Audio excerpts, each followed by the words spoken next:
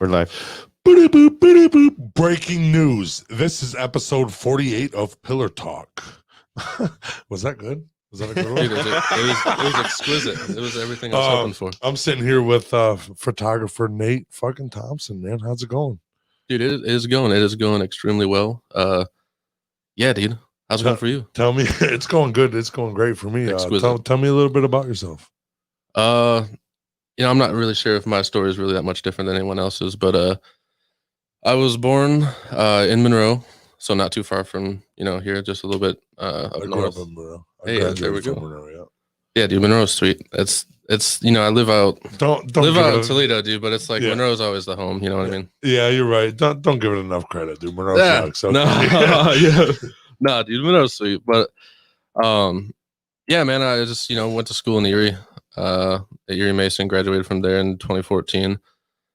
Was always in like sales and various odd jobs like that.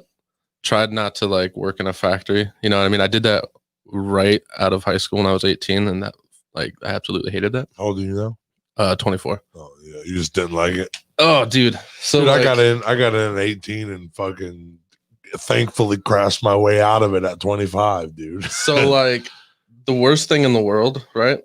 It was like 12-hour shifts, and it was a steel factory. So where up right up in Monroe, it was a TWB. Yeah. So all respect with that place and whatnot. The job's just not for me. Yeah.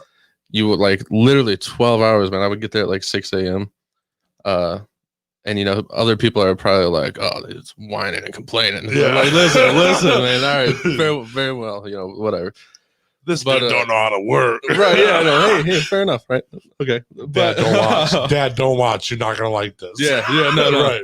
But, like, it would literally be like, you just walk to the steel line, dude, and there'd be like thousands of these steel little plates, like little hand-sized plates. And this line would basically, it'd feed through. You would put one piece on, and the other guy across from you would put one piece on. Conveyor belt would take it through this automatic welder, weld the two pieces together. Right. Guy at the end would catch it, stack it. High-low would come pick it up. Right. Right. But dude, 12 hours. I'm talking like 6 hours straight of just same thing, dude. Oh my god, yes, the same thing. Insane? And then you take 30-minute lunch, and then you realize you got another 6 hours, like what you just did. like that's almost another full hour. Like you're just like, I don't know how to hang myself from like a piece of machinery, but I want to so bad. Right. You know what I mean? Like it's only 10 feet off the ground. It's not gonna work. Yeah, no, I'm gonna get to the end of the weld line, and he's gonna be like, "What are you doing?" Like, dude, I don't know. Like, dude, you can't get welded, bro. I already told you this. No. I was like, oh man, I got to get out of this for real. But dude, I was a maintenance man for 7 years, and that was fun because I get to go around doing shit, right. But sitting in one spot all day, dude, freak out. That's what I'm saying. And it's the same noises. So after a while, like you daydream, but after a while, there's even like past that to where you're just like non-existent. So you were sitting here at work like, fuck, dude, what am I gonna do with my life? Or am I gonna for real? I would start thinking of like anything, dude, just like bullshit to just like, I don't know, get a chuckle. It's the machinery is kind of loud enough to where you can't talk to the guy across from you, but you can see him, so it's weird. You don't want to make eye contact too much, you know what I mean? You're like, it's not a good time, you know what I'm saying? Why are you looking at me, bro? Yeah, like I don't know. So I moved to sales, dude, and it was like, oh, so much better. Then you got to wear like a nice shirt. Yeah, right. I got to wear a nice shirt. Were you in sales at TWB? No, dude, I went to car sales. Yeah. Oh. Yeah. You're selling cars. Hey, you know what? This fucking Nissan. Oh yeah, the fucking tire's flat. But this is perfect for you. Yeah, no, dude. I see your daughter driving this and having a good time. Yeah, true. I see her losing her virginity in the backseat. It is roomy. Dude, there's so many stories from man, honestly, I'm not gonna lie, just the whole time I spent at doing car sales for this used car dealership in Toledo. They're no longer in business now. Maybe. No wonder. Yeah, maybe, I don't know. Hire some dude from a factory to sell cars. I'm just like, what do you know? I know metal. I don't know what I'm saying. It's fucking titanium. It ain't gonna rust if you're fucking, salt on the road, dude. You're good. Yeah, no, dude. So like, I started doing a bunch of sales there, and I was basically like, you did the front end, but you also did the back end. So you did the finance side. So you're basically like your own dude if you brought in sales and whatnot. But this was like, if you can picture like coming into work every day, showing up like 30 minutes late and not being that big of a deal. As soon as you get in, you take care of your like sales and whatnot. Obviously, it don't affect sales. If it ever affects sales, then like obviously, but if you have the the availability, say if you got a 10 o'clock appointment, work day starts at 9, you get in at 9:15. That's not, whatever, you just pick it up. I ain't got to do shit till 10. Anyway. Right, yeah. But if you can imagine basically getting to work every day, figuring out, all right, so like what type of like nice lunch are we gonna have today? Making some sales, going back and the shed is hanging out, smoking, taking break, like bullshitting with the fellas, coming back in. Like, dude, it was a good gig. It was a really good gig. Yeah. And till the cars were shitty. Dude, oh no, yeah. So like our owner had to sell the old fucking Buick in the back. Yeah. So I realized the reason why it was such a lax lifestyle there is because the owner also participated in a rather like extreme like partying style, which eventually drove his partners away, which led it all on him. And then he oh boy, at the fucking used car place, cracky, huh? Yeah, dude. Bro, listen, I hate to say it, but like, I was always, I never messed with any of that stuff. If anything, like I smoked weed a little bit, but I never messed with like any like hard stuff. But I swear to God, dude, if you go into the car business, like, that's all it is. Like, I'm gonna snort this line. I'm gonna fucking sell this guy that Buick watch. And there's a lot of dealerships, don't get me wrong, that are completely clean and straight. A lot of the high level, like professional ones, obviously. Bullshit, dude. They just got little. Yeah, dude. Little bump machines, bro. Squares and whatnot. Yeah. Salt strips, whatever they're using in the NFL. Yeah. Bro, we keep this shit sophisticated. Get yourself a pen or something. Yeah. Yeah, dude. See, Cheryl over there, she's fucking blowing lines all day, but you don't see it, do you? We got glass in the bathroom. Cheryl's got glass for that. Yes. There's a little pull-out thing right there next to the hand washer. Dude comes out. Oh, shit. Dude comes out. He's like, hey, what's up, man? I know you're going to buy this car. I need you to buy this car. This is what's going to happen. Listen, you say that as like it's a joke, but I swear to God, yeah. The worst thing to see though too is those like occasional Wolf of Wall Street is what I'm picturing now. It kind of is, but it's even worse than that, dude. Because you'll get these like drifter salesmen who have been to every dealership, and now they're coming to you, and they're like nodding out at their desk, and then you realize like, oh, the Quaaludes hit him pretty hard today. That dude's not pooping all those bathroom breaks. You know what I mean? Like he's definitely like. Oh, he don't have a bowel problem. Yeah, no, dude. He's like, no, it was a vowel problem. Yeah, you can't say his E's right. Yeah, you're right, dude. That's. I mean, they're all shysters. The people selling cars are shysters. Not everybody. So you were, King Shyster over here. Sales is one thing. So there's. Shyster's another. It all depends on really the salesman, because most of the time because it was commission, wasn't it? Yeah, but most of the time the manager's going to tell you to rail your customers, which like just get them for everything you can, right? Get the most amount of profit. But then you also got to think as a salesman, like if you do that one time, you can get this big check up front. But once your customer realizes that you kind of tank them, in their equity situation versus like their finance plan and whatnot, they're going to be angry. Yeah, you're right, and they're not going to recommend you. So there's Fuck that dude, that salesman, bro. Right. So there's Fuck a fine line, beard, man. Bro. You gotta, even though you work for somebody as a salesman, you kind of got to run it as your own business, because the manager's going to be like, oh yeah, just go tell him this, go tell him that, go tell him this, and they're not going to go do it most of the time. They're just going to be like, did you tell him? Huh? Did they sign up? Bro, you know what to do. I tell you every time. Yeah. But if they're saying like, dude, I can only afford $250 a month, and your manager's like, dude, get them for $475. You're going to be like, all right, buddy. Like, yeah, that doesn't work. Even if I can, like, what's going to happen in 8 months? They repo it, and then we get the bank coming after us saying like we defaulted on like whatever finance agreement we had. Oh yeah, you're right. So like really, what's like, you got to get them for like the best amount. There's like a fine line, right? You want to make money, but you also got to like make long lasting customers. So it's like, ugh. Yeah. Some salesmen are like, fuck, the car's going to last you a few weeks or a few years. Get the fuck out of here. Drive it away.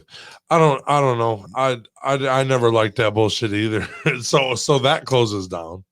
Yeah. Yep. That closes down. I think owner's a little cracky, Right. So this whole time, I'm still doing like photography and video, but it's like really hardcore on the side, right?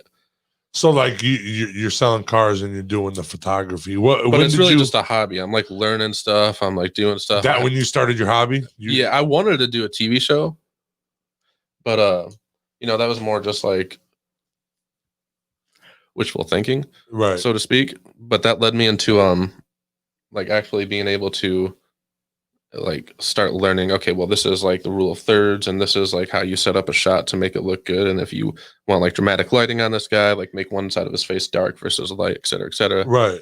So like then I started just harnessing all that knowledge. A piece of weed fell out of that and immediately went in my mouth, and I'm like, oh dude, it's like in my teeth, like a piece of lettuce. A sip, dude. He's going take a sip, bro. You're sponsored by fucking Monster, apparently, bro. Oh yeah, dude. I just come like slinging. You lucky I didn't bring twisted teas, dude. We could have fought to the death. We could have, dude. No. Whose neck tat's better? Yeah. God damn, dude. Okay. So you had your photography, your hobby. That's what you wanted to shoot a TV show. I want to say neck tattoos, dude. We'll get back on this later about neck tattoos, but I realized I'm a bitch when I go, dude. I did not. Oh, put one on your fucking head, buddy. I fucking teared up. My neck was terrible too, and I thought that was the worst until I got a fucking head tattoo. Dude, I have my like chest done and whatnot, and like they got down towards like put some color on that, boy. This shit hurts when there's color on it, dude. On the titties.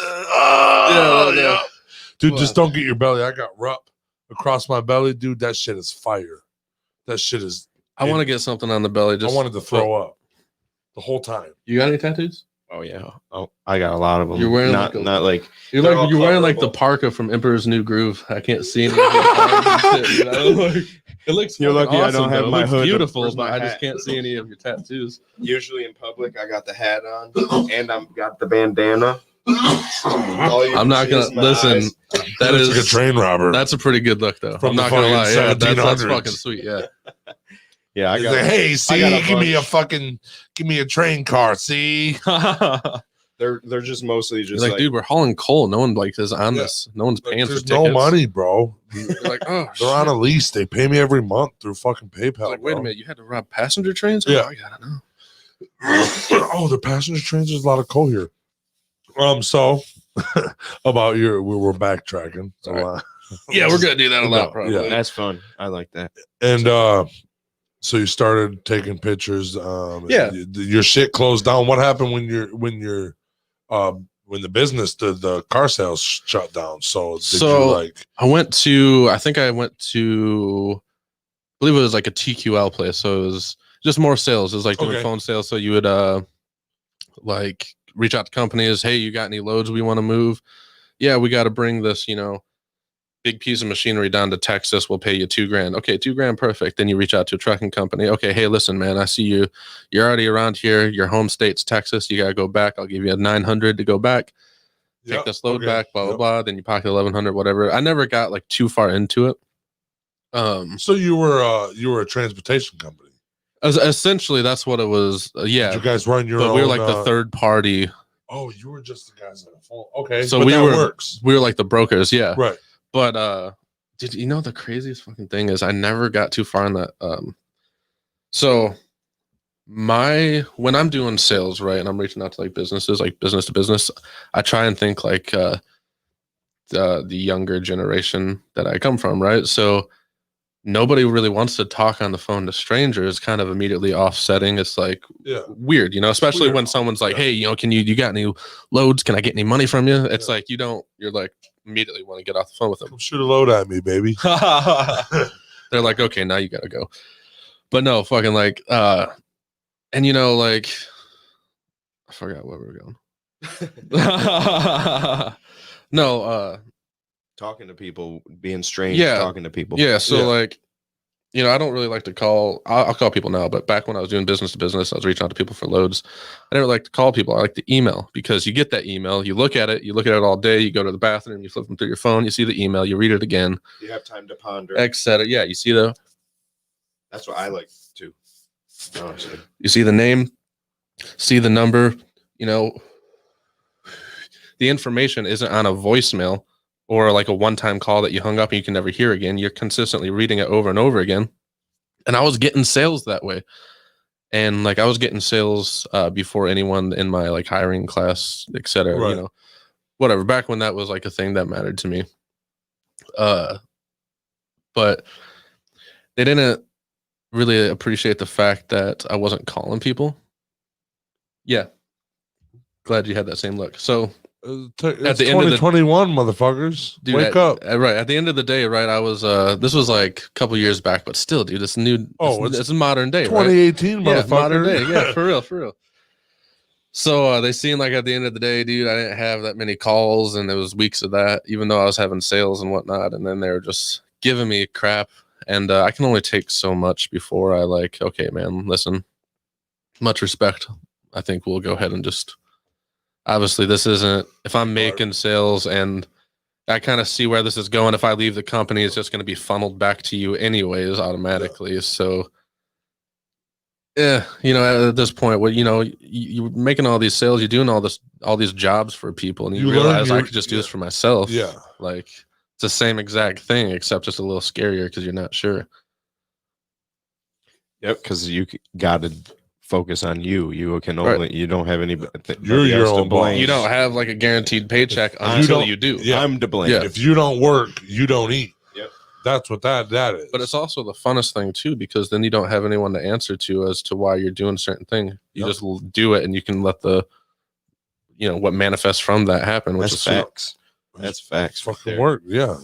So you didn't want to go back and work for somebody and give them business when. That's when just, you realize only when I was in a situation, I had no problem working with people, giving them business, and I'm all for doing good business. It's just when good business is being done, and then you're like, hey, I don't like that this business is coming from emails rather than phone calls, and then you're just like, you're picking, logically, yeah. Are we worried about phone calls? Is this a phone call position, or is this a sales position? Yeah. You know what I mean? Because you're hired into the sales unit for a fucking reason. So let me make 1,000 phone calls, and if I don't have any sales because everyone's just like, ugh, get off the phone, I don't want to talk to you. Are you going to be happy, or are you going to then be like, okay, well, your sales aren't where they need to be? Yeah, it's exactly the same. I understand that. If you're bringing in the same amount of money, I never thought of that aspect. Matter. That's a good point. You're right. That's a good thing to think about. That people are weird when you let them be, I guess. Yeah. Just because Al wanted it that way, that's it. Yep. This is how we sell shit. Yeah, but this is how we do it. You've been here for 40 years, old man. I mean, somebody's got to step up and start taking it in a new direction. For real, like that's cool. You guys got thousands of employees that are calling people on the phone and making sales, but wouldn't you be more eager and excited to find this new branch of opportunity? And wouldn't you want to start having people fucking mass email people? Right. And I was doing it in a way to where I was getting like these executive emails. So there was like a Google extension. I forgot what it's called, but you can go there, go to the website, and if they have their extension like anywhere on the website, you just click the button and it will pop up with their name, their position, and their email. So that's pretty big when you're trying to get to like people that make decisions like managers or whatnot. Right. So that's how I was making sales. Mm-hmm. So I wasn't just like raw dog an email in the first Google email that I see. Yeah. It was like actually sophisticated, like trying to put in a little bit of effort to get that way. And it just fell on deaf ears. So it's like, that made me go, I think after that, dude, honestly, selling your ass on the corner? Dude, no, honestly, I tried, but it only happened and worked for like 3 days, I think. Right. That someone tried to give me like a return. Yeah. They brought a receipt back and tried to return it. I was like, dude, you already got it. I don't know what you mean. No, I think you gave me spoiled dick. Like, hey, dude, what do you want, man? I'm in tough times. You know what I'm saying? I just lost my job. I stopped selling shit, bro. Now I'm selling ass, bro. I'm a salesman. I have to sell something. No, honestly, dude, like The jobs I've held have been so fucking crazy, dude. I think I went to go do like another phone sales gig after that. Then did like a couple other things. And then I had a really cool gig before, like a couple of years back, like a year or two back, like as an IT guy, because I built like a lot of websites. I did that. Like I always try and do like really complicated stuff and learn it on the side as a hobby. And then somehow I figure out a way to go, okay, I could use that to my advantage in a sense. So like building websites and making films. Well, when a film comes out, now I can build a website to host the film and strictly send people there to like purchase or donate or whatever they want to do. So it's like, it works and it goes hand in hand. But yeah, dude, I realized, well, there's no guarantee that I'm going to make sales for this company, right? At best, they can give me a guaranteed paycheck for a little bit. Right. But I'm still doing the same amount of work for them that I could be doing for myself. The only difference is I'm bringing in way less money on all these sales. I can't think of how many sales a month that I made in cars. You know what I mean? Yeah, because no matter what, if you're getting a lot to eat, they're still eating. Right. They're still taking a bite. Yeah. Oh yeah. And they're always taking the most. They get at least half the sandwich, bro. Yep. Oh, dude, no, we're getting 20. When you're making a good sale, you're getting like 25%. Oh, so you get a couple bites. So they're getting the sandwich. Oh, they throw you a chip. They throw you a little chip. Yeah. Out of So there. you make a 5-pounder, which is $5,000 profit for them. You'll get $1,000. Yikes. So, which is cool. You turn enough of those out. That's cool. You turn enough of those out, you get like a double quarter pounder. For real, dude. They're like, wait a minute, what are you talking about? Like, that's cool though. Yeah, no, dude, it was sweet, man. But you're doing the same amount of work for them. You're bringing in. They're making contacts. Significantly. You're handing out business cards. Do say your name, but in big bold letters, say the dealership first. Yep. If you just had your own business card, your own Alan Chevrolet, what's up? I'm T Daddy Fat Sack. Yeah. He's like, wow, man, I can't believe you only sold 2 cars this month. Huh? Yeah. Maybe we should change the name. You put a fucking kilo of Coke in the back and they'll buy it, dude. Oh shit. Dude.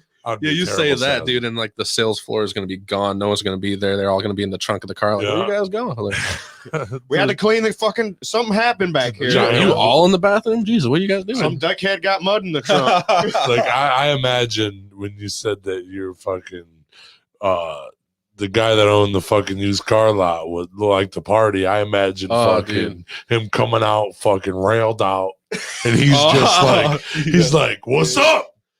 No, dude. We're gonna sell some cars. Yo, one of these. Yo, listen. You're gonna sell. We're all gonna sell cars. I don't know if you guys ever. I don't know if you guys ever seen. They're not a company anymore. So what does it matter? But it was Rose City Motors. So I don't know if you ever heard of them, but they used to do these god awful commercials with North Clark, and that was the owner. And he'd always be like, "Come down here and finance a vehicle," because he was a Texan. Finance. Yeah, dude. Oh, dude, he got so much heat for that all the time. But dude, he was literally like that dude. He was literally like, you come in, he was red in the face, there's so much energy at 8 o'clock in the morning, and you're just like, that ain't like, that ain't whey protein. Because it was we got a fucking commercial to make, guys. Come on, get the fuck in the position. Come on, guys, we gotta finance some shit or finance. We got cars to sell. What the fuck are you doing over there watching me? Go over there, dude. Dude, that's exactly. He would always be like, "Come on, doggy, what are you doing?" Like, come on, doggy. Yeah, dude, bro, that was him. That was North, bro. That was, oh god, like I genuinely I didn't go outside in the rain one day. It was pouring rain, and he wanted me to go outside and chase the vehicle down. And I was like, dude, they'll come in here. And he did not like that. And he was just like, give me your key. Why don't you? We'll call you when we need you. And I was just like, and come on, doggy, you gotta get out there, bro. Like, you say that, and I'm thinking you're North, bro. Like, that's exactly how he sounds, bro. Like, come on, doggy. He's like, come on, doggy, what are you doing? Like, that's North, man. And things ended bad, but oh my god, dude, I love that. How old was he? He was like, so he was 60, probably like 60 years old, right? Gray hair, but slicked back like he rode a motorcycle. Was in the army when he was younger.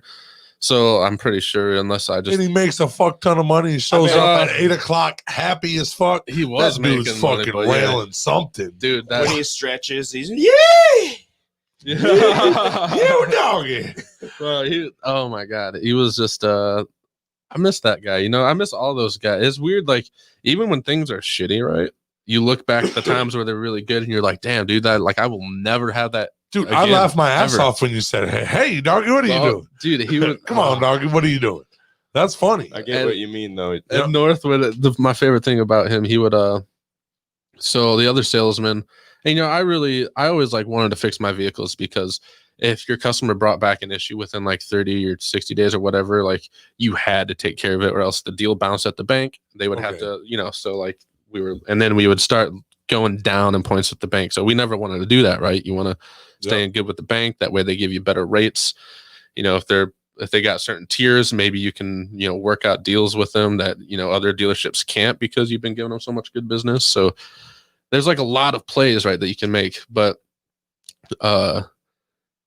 dude, I remember like there was just so many times where other like salesmen would be working out deals. They would know like a certain issue is wrong with the vehicle. The customer would test drive it, or maybe they wouldn't even know, and the customer would just come back and say like, you know, I think that's a little squeaky.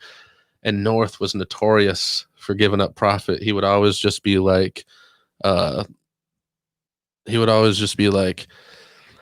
it is, let's fix it. Absolutely. And that's like awesome. That's how it should be, right? Like that's how I thought about it too.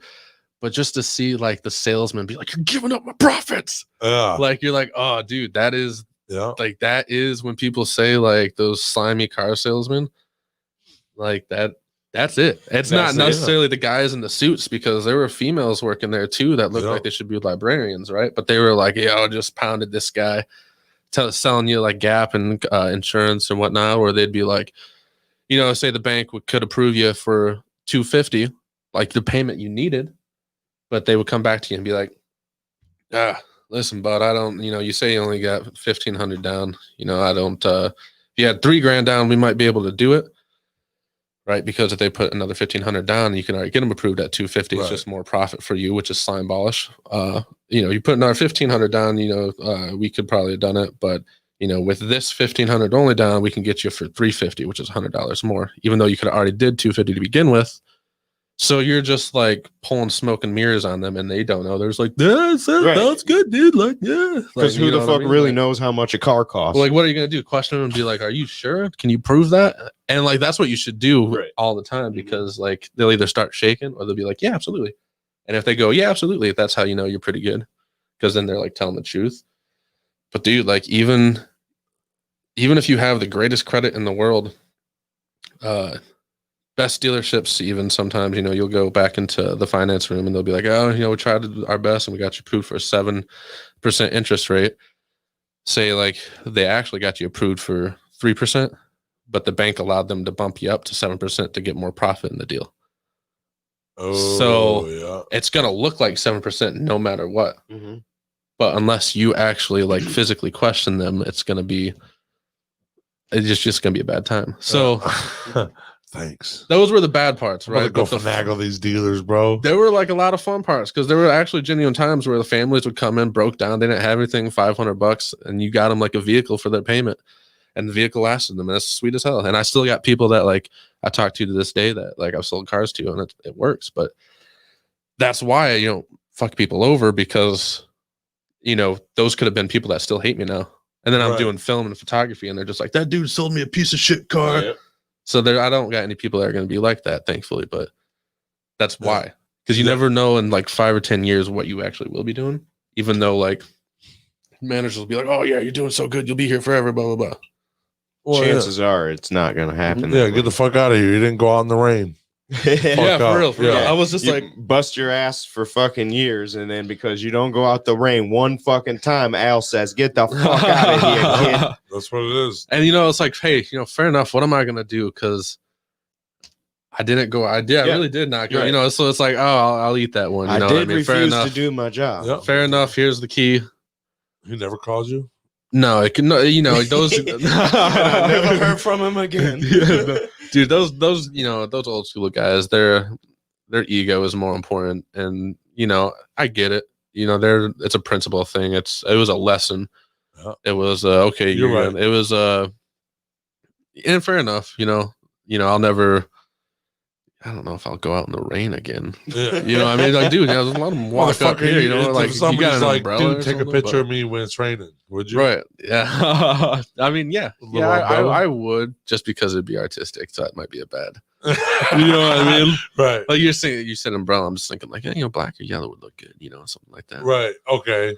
No, but so when you when did you decide to start fucking like a full time trying to pursue this shit?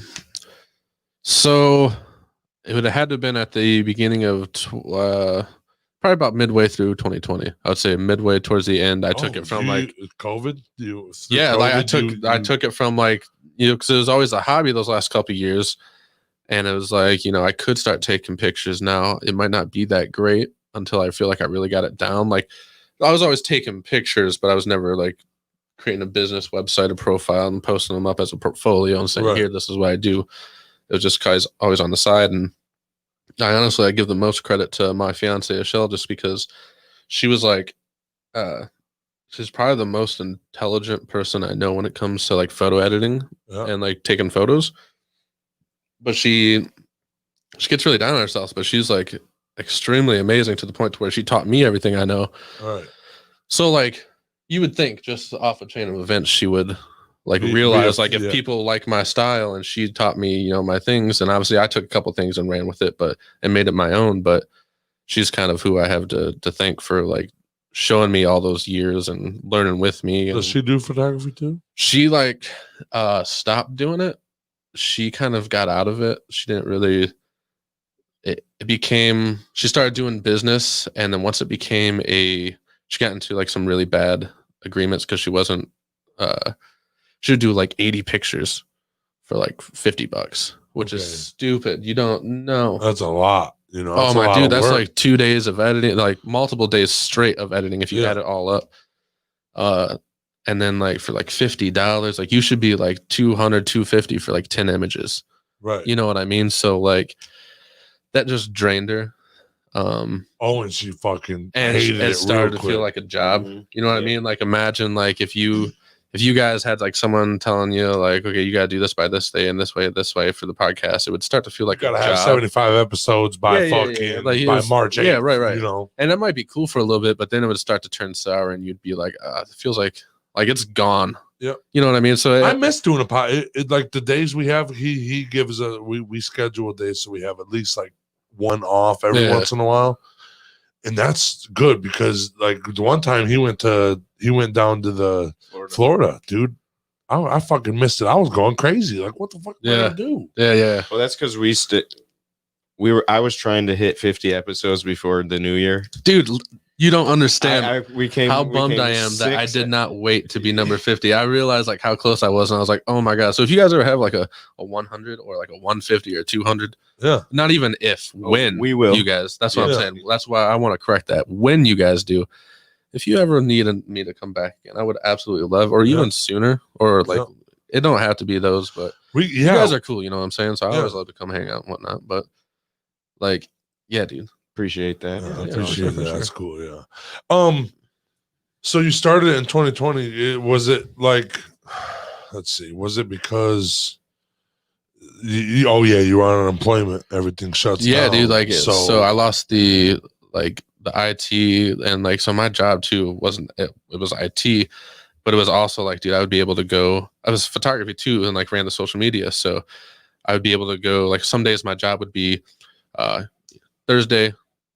You go to a basketball game, or a Thursday you go to like a Mud Hens game, just hang out there all day and take pictures and then clock out. Mm-hmm. So I was pumped, dude. I was like, yes. So like we'll get a couple months in, it's beginning of the year, obviously baseball season, spring training. This is my job. Dude, right, dude. I'm just like, oh my god, dude, like people are gonna pay me to like sit at a game. Right, dude. And eat a fucking hot dog and drink pictures, a beer. Yeah. Walk around like sweet, like post on Facebook, like, all right, man, like how much you paying? You know what I'm saying? Like, so it was cool. And do it for free. What the fuck? Right, dude. So like we got to like springtime, right? Like March or April. That's when baseball is gonna start coming back. We were gonna start doing those games, doing more. Yeah. So I only got the IT side of things. So I got like the perfect, like, just, fuck off job for a little bit. Excuse my language, but it don't matter now, right? Fuck off job. That was sweet. Yeah. But you do a good job, right? But it's like, it's not a steel factory. Right. Yeah. And so you move going from like where you were all those years ago to that, you're more like, okay, this is a position that I could hold for years and years and years and be cool with. Like, I was even thinking like, they were getting annoyed because after a while, my sales side started kicking it again. I was like, hey, man, listen, what if I bring you like outside leads and I just sell them myself? I know you got sales guys. So I was always trying to do that. I love to make more money and whatnot, the fair way, like the clean way. So I was always like, whatever I got to do to increase sales, blah, blah, blah. But yeah, dude, COVID happened and like all of their staff for the most part is gone now. And it's just like that pretty much happening, dude. That's what I'm saying. So I was just left with like, okay, well, this is a very unfortunate time, but the opportunity I have to advance this, this thing I've been doing on the side, I might not have a better opportunity. Yeah. And I hate to say it like that, but I literally might not have a better opportunity to like start making these films, making this progress, because I'm not gonna lie, I get back into a 9-to-5 job, I might sink into the you have to do it because you gotta eat, out of it, what I mean? Right. Yeah. So I think I did like a few photos for free. Started getting like, I just wanted to compile a portfolio first. I just want to get like 5 girls. 5, I mean, it could have been dudes too, but like 5 girls. It was like right around I'm hot, it was like right dude. I'm Halloween. Hot. I can be, dude. I reached out already. Yeah, I know. I got ideas, but no. Listen, I got ideas. We're gonna do some shit. Can we be in short shorts, me and him? Just like goat skulls and shit. Yeah, we're down 100%. Dude, I was like, just we got to get it on. The no, you guys are doing things every day, so I totally get it. Like but we'll definitely give us a date where he's free, and I'll make it free in my book. Yeah, dude. I'm free all the time. I got doctor's appointments and therapy. That's it, dude. I'm done. But so you like? Do you like the genre of horror? Do you like doing the? That's what you want to do. That's what I was raised on, dude. Yeah, so I had a Uncle Cliff that I was just like super close to when I was younger. Right, he passed away in '99. So I was born in '96. He passed away in '99. Okay. It was like really shitty situations. He passed away in a car accident. But we were like really close, right? Yep. And so you make that connection when you're really young. Someone passes away. You start to, when you're the only boy, you're a young boy, you're at your grandma's house. It's like I don't know if they lost their son, so they started. I don't know, but our relationship was tight, and like my grandma and grandpa are literally the best people in my entire life, right? Best examples of people all the way around. And I started to get like all my Uncle Cliff's old stuff. So I would get his guitar, right? And then I would get his old horror movies. His old PlayStation with his like zombie games and his stuff like that. So just naturally, or by fate, I don't know. It kind of like, I feel like that's the same thing. Yeah. Same thing. Yeah. It synchronicity. Yeah, it developed. But I started watching I started with like the first movies I remember watching were horror movies. So like Halloween. I fucking love all the old Halloween ones, just 1970s. Favorite one? What's your favorite one? First one. Really? Honestly, the first one. I just love the old classic, like no special effects. No, like, I mean, music where it should be, but complete silence where it should be. You know what I mean? Just straightforward. So is that what you're trying to do? You're trying to shoot more of a. That seems to be my style. Shit. Because all of them. Jason went back in the day. Freddy Krueger. That was all. That's what I grew up on. That's all my favorite. Do you guys remember Night of the Living Dead? Like not the first one back in the black and white, but the remake in like the 80s. Oh my god, dude! So I never watched it. Anyway. So I know what you're talking about. Just try one of those. Just try to watch one of those one time. At least for me, dude, because you gotta like experience what I experienced. Because you'll watch it and you'll be like, okay. Yeah. But there's like this Night of the Living Dead. I think it's either 1 or 2. There's like it's like a remake with like British punks and shit and zombies and like think one of them's like this naked man that's just like a monster. He comes out of this freezer and starts attacking people. Bro, it's like I'm just sitting there like as a 4-year-old, like, oh, you're sure. Like, what is this? That's your trauma. I mean? That's your childhood trauma right there. Yeah, bro. Yeah. Thanks, buddy. But yeah, so like, and then my all-time favorite is Creep Show. I don't know if you guys like the 80s Creep Show. Oh, dude, I'm working on the old skeleton guy, right? Yeah. Okay. Dude, that shit. That shit was terrorized me as a kid. For real. And one of those episodes was the scariest thing in my life at that point. Yeah, one of the I forget what it was, like a little doll that came to life. It was like an Indian doll that came to life or something like that. Oh, was it the Indian statue? Maybe that might have been Creep Show 2. If I'm not, I was really little, so there was all I know is it was him, and it petrified me for years to the point to where I was afraid of some shadows because I was at now seen trolls and shit in places, and it took me probably months. I finally worked up the courage to go fucking fight the troll, and it was the pillow. It was a shadow of the pillow. I had a tree outside of my window, and the moonlight would shine on it. Only sometimes. So I'd be like, "Oh my god, there's a ghost." Sometimes, And I opened the closet one night all by myself. I was like, I gotta find him. What is he gonna do? If I die, then I ain't gonna deal with it.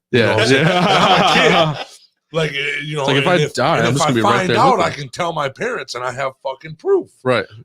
Logically speaking, yeah. So I opened that fucking thing, and it's still moving, and I'm like, where are you?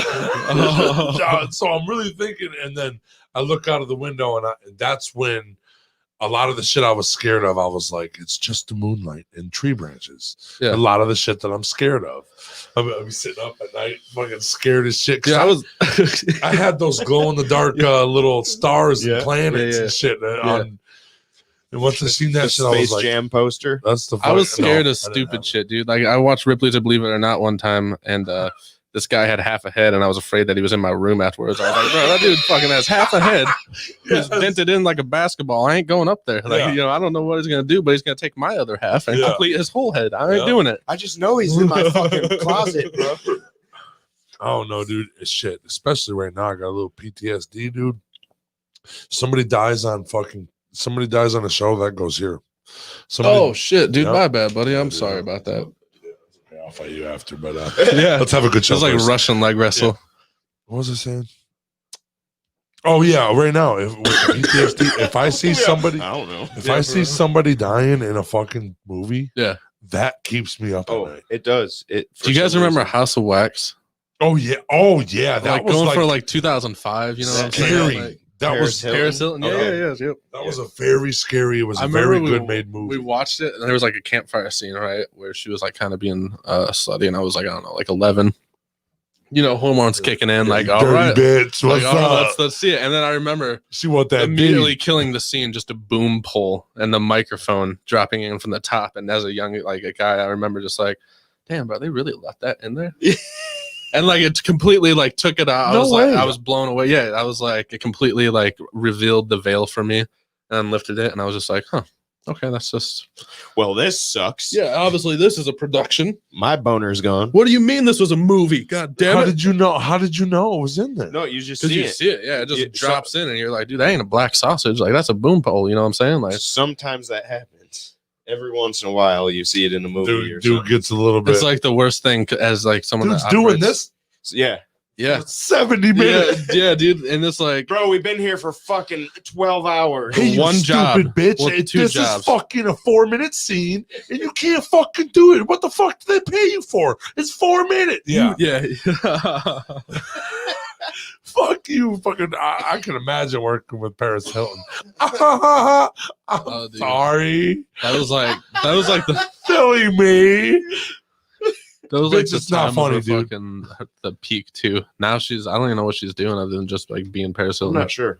I don't know what Paris Hilton ever did. I heard she was doing music. And I know it. I saw what she did, dude. And it's like I watched it a couple times. Yeah, I watched it. I saw what she did too. What did she do? You don't know? Yeah, no. You're gonna have let's to move. Yeah, let's move figure past this and let's see if he like finds out for himself. Yeah, he will. I swear to God, I know, dude. If you don't tell me, I'm fucking. I'm ending the show without letting you plug yourself in, bro. We've got this great thing called Google. All you gotta do is Google it after. Google it right now. Give her old Google. Yeah, dude. Fucking bitch. But it's cool, man. Like photography is sweet and whatnot. And no, like, so you started it middle of 2020. So let's say what, 6 months ago. That's what we did too. That's what we did. We started about 5 months ago. So you started before us. Did I pass it back to you again? I don't remember. Oh fuck my bad. You did. It's cool. Are you serious? It's all right. I don't know. I don't even know. I think I'm always used to passing to the left. Yeah, because of that song. Did we just do that? Is Dude, that you listen to Young Money too much. We can go left. Yeah, we can go. You listen to Young Money way too much, dude. Dude, I do listen to a lot of old school. I only passed to the left because fucking Nicki Minaj told me to. Beyonce told me to. To the left, to the left. No, bitch. Oh shit. Remember, pass me the Dutchie with your left hand. That was Tyga. Tyga told me to pass it left. I remember kids did that when that shit came out, and these motherfuckers like, I only pass it to the left, bro. Get off his nuts, bro. Is that where it came from? Yeah. Pass me the Dutchie with your I left always hand. And motherfuckers that don't shake your right hand. No, listen. No, don't shake your left hand. Well, that's because in some countries the left hand is the ass wiping hand, and I'm not gonna lie, dude. If you give me your left hand, you're gonna throw me off like a motherfucker. I'll probably just grab it with my right, like we're holding hands or something. Like I won't be able to. A princess. Yeah, I'm not gonna like. It's just naturally. I can't like. It's gonna. You better start practicing left-handed shakes soon. Then hey, grab it. How many people do it? Just kiss it. How many people have you ran into that do left-handed shakes though? I don't know, but like. So that means when I'm leaving, when somebody's leaving the room, bro, and I'm like, all right, bro, like, and I just want to dap hands, bro. I don't do fucking go this way. Fuck you. Only thing, if I make a contact where you come into my hand and hold my hand like a princess, I need a redo. Oh, like where you fold? No, like handshake. Yeah, and just like you grab the fingers like this. Like, damn it! Yeah. I wasn't ready for you to squeeze yet. The old goozle. Yeah, I think a man-to-man handshake, look him in the eyes, fucking. Your crease should touch his crease, and then you grab, and then you fucking. I love when it's like your handshake was good when you came in. You same, up, bro, vice versa. And then I gave him the fingertip handshake. That's still cool, so but 8 out of 10. But like, okay, peace the fuck out, bro. Yeah, give me a little. That's all I need, dude. I don't care left hand. You can throw your right hand. Yeah, I was gonna say you're doing it with your right hand. So that's why. Okay, if you walked out, whatever. I'm just fucking around. The dap, that's just you can throw out anything. I don't slap left hands. Oh well. Hey, I ain't gonna give you no skin from the left side, buddy. I write left-handed, dude. That's like the only thing I do. Oh really? Yeah. That's the only thing you do, really? Left-handed. That's odd. That is odd that you're right-handed for everything except for writing. Yeah. That is weird. I'm right-handed dominant, and I fucking bat. And everything else is all left. Really? I bat left. I fucking hockey stick left. You know what's very odd is what? Hockey stick too? I cannot. That's odd for me. That'd be weird to see. The reason I never played golf. The reason I never played golf is because I never found a pair of left-handed like clubs. I'm absolutely atrocious at golf, dude. I've only tried like. I'd play with it. I'd play with it just so I can drive the fucking golf cart, fucking hole to hole. Dude, I want to. I feel like I was in a Jackass movie, dude. I'm T-Rup and this is fucking Jackass. And I'm hitting the ramps. I might drive and spin out in the fucking the sand pit. Who's gonna see me? Do you know what's fucking crazy is in Florida they got those they just play golf right and then just gators wander around the course and they're just like, oh look at that dude, they're real huge. they take pictures of it. It's like, bro, that's a dinosaur that's like will eat you. And like all of you actually to be in fact like in just a quick fucking moment too. Yeah, it's those things are fast. They seem like they're not, but guess what? I promise you, they are. Dude, like they can run. They can run like 15 miles an hour on that. Dude, faster. But it's only a short 30, burst, like 28 or 30. But yeah, it's a short because it's only a short burst. But they get up, dude. When they walk across land, their bellies don't touch. You think they're just like they're sea people, dog. Sea people. They're walking. It's on the reptilian race. If you look at like ancient dinosaurs or whatever, and you look at like the artist renditions of like their ancestors, bro, they look like the same fucking thing practically. Yep. Like the teeth are a little different, but overall, like, that's a dinosaur still. A jellyfish is the oldest thing in the ocean. It's billions of years old. I cannot deny or verify. So no, I watched the Atlantic Ocean documentary. I watch fish documentaries and stupid fucking whatever, and I don't remember most of them though. They said that they're like that breed of animal has been on the earth, you know, because all they are is a bunch of nerves. Dude, alligators stalk people. In the Amazon, they have to put Amazon. I've grown for the appreciation of where I live, based upon like I've always wanted to, you know, growing up, I was always like, man, you know, I might move to California, might move to Florida, might move here, there. But once you realize, like, you know, you go into the waters, and you don't even have to really go in the waters to have a gator in your backyard, or like these other states where you go walking in Colorado. You know, I wanted to go to Colorado, and then you realize the bears that they got there and whatnot. You're right about you're just like, dude, I have out west the puma, the fucking cougars. Yeah, I didn't realize this. I have horrible fears. Yeah, but it's rural. It's few and more. Few and far between. I see one. There was rumor that there was one in Monroe, fucking like 10 years ago. I knew her. Yeah. Dude, actually, I swear to God, I got proof. Me and my cousin Kyle were fucking hunting frogs one day, and we seen something huge. Like it was a big cat, and it popped its head up over the thing, and then it went down. And me and Kyle, I was like, Kyle, maybe we should just ride the bikes home. And we went, we went home, and we promised, and somebody that's when it got fucking caught or whatever. And I was scared as shit, dude. I was like, dude, that's the biggest thing that scares me, because a cat you don't even know it's there by the time you're dead. Dude. Like he might slip on a rock. You might get lucky to hear him coming. Yeah. But dude, honestly, if a cat wants you dead, you're done. Yeah. I realize I have very strong fears about certain animals in particular, and the big one for me is bears, dude. Bears, they're really just like running, like not just bears in general, but like say for instance, like I always think about these really irrational situations, right? So like for instance, I always picture myself like walking into the woods and like turning around the corner and then like seeing like this baby grizzly bear and then realizing, oh Jesus fucking Christ, I mean, it's the mama is. You're not even close to the grizzlies though, but a black bear is. But right. But I'm just saying, like, that's what kind of kept me away from going to like Colorado and whatnot. It's just those irrational fears, whether they're rare or not, to like run into. I'm gonna go on a trail, come across fucking baby bear here, and next thing you know, they don't know where I'm at. Right, because I'm gonna be with my girls, my kids, right? Yeah. And I just cannot imagine being in that situation, taking your kids, trying to show them a nice day in the woods, and then you run in like in Colorado or something, or where they got like really strong grizzlies, and fucking New York, they do in rural parts of New York over there. Oh, like around like Niagara Falls, probably like upstate New York. Yep. It's fucking they got grizzlies over there. Because I traveled over there a few times. I didn't realize. You gotta go way up there where the water is, because I'm not fucking doing that. You gotta think, Canada's right there. Conversation. You gotta think Canada's right there. When go to New York and get to Canada right now. Right. Like, did you guys see that video of the cougar fucking chasing that hiker? I like didn't get him though, right? Right. It wasn't trying to kill the guy.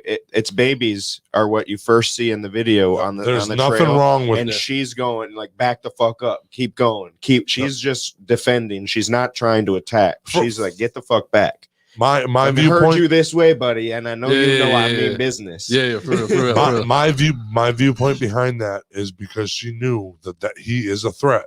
Mm-hmm. Like that's anything. This animal is a threat, no matter if she knew we were a human or not. This is big, and he can do shit. You know, it's this big gorilla can fuck up my babies. I'm backing this motherfucker that's up. Fair. Yeah, that's fair. Yep. And she fucking probably her tensions made the babies go hide. So now she goes find some fucking babies. What I don't get is people that like see bears or like fucking sea bears, like sea bear circle, but they see bears and fucking or even like wild animals like raccoons or possums, dude, and they like get up close to them like they're gonna be like their Disney pet, and they're gonna like fucking. Sometimes with training. It's nice to meet you, Nate. With training, but it's nice to meet you, Nate. I'm T. Rupp, and that's me. I am a Disney princess, brother. Not really. When I work with machinery, I respect that machinery. Right. I know it can fucking murder me. Yeah. And it would be my fault. Not really. The motorcycle, okay, whatever. But animals too. That fucking deer could hoof you and murder you. Yeah, real quick. That horse could fucking kick you with its back leg and take your head off. You know, you got to respect your animal. I respect them from a distance, but I would love to just be there. I'd rather get kicked by the horse than bit. That'd be such a shitty way. It's like, how did how did Bill die? Yeah, death by hoof. It's like, fucking really? Jesus Christ. Like, yeah, no, there's just hoof marks all across his nose and shit. It's like, oh, they fight with their front hoofs, and they're fucking razor sharp, bro. The one dude that didn't die, they call him Uncle Hoof. He's got like one eye.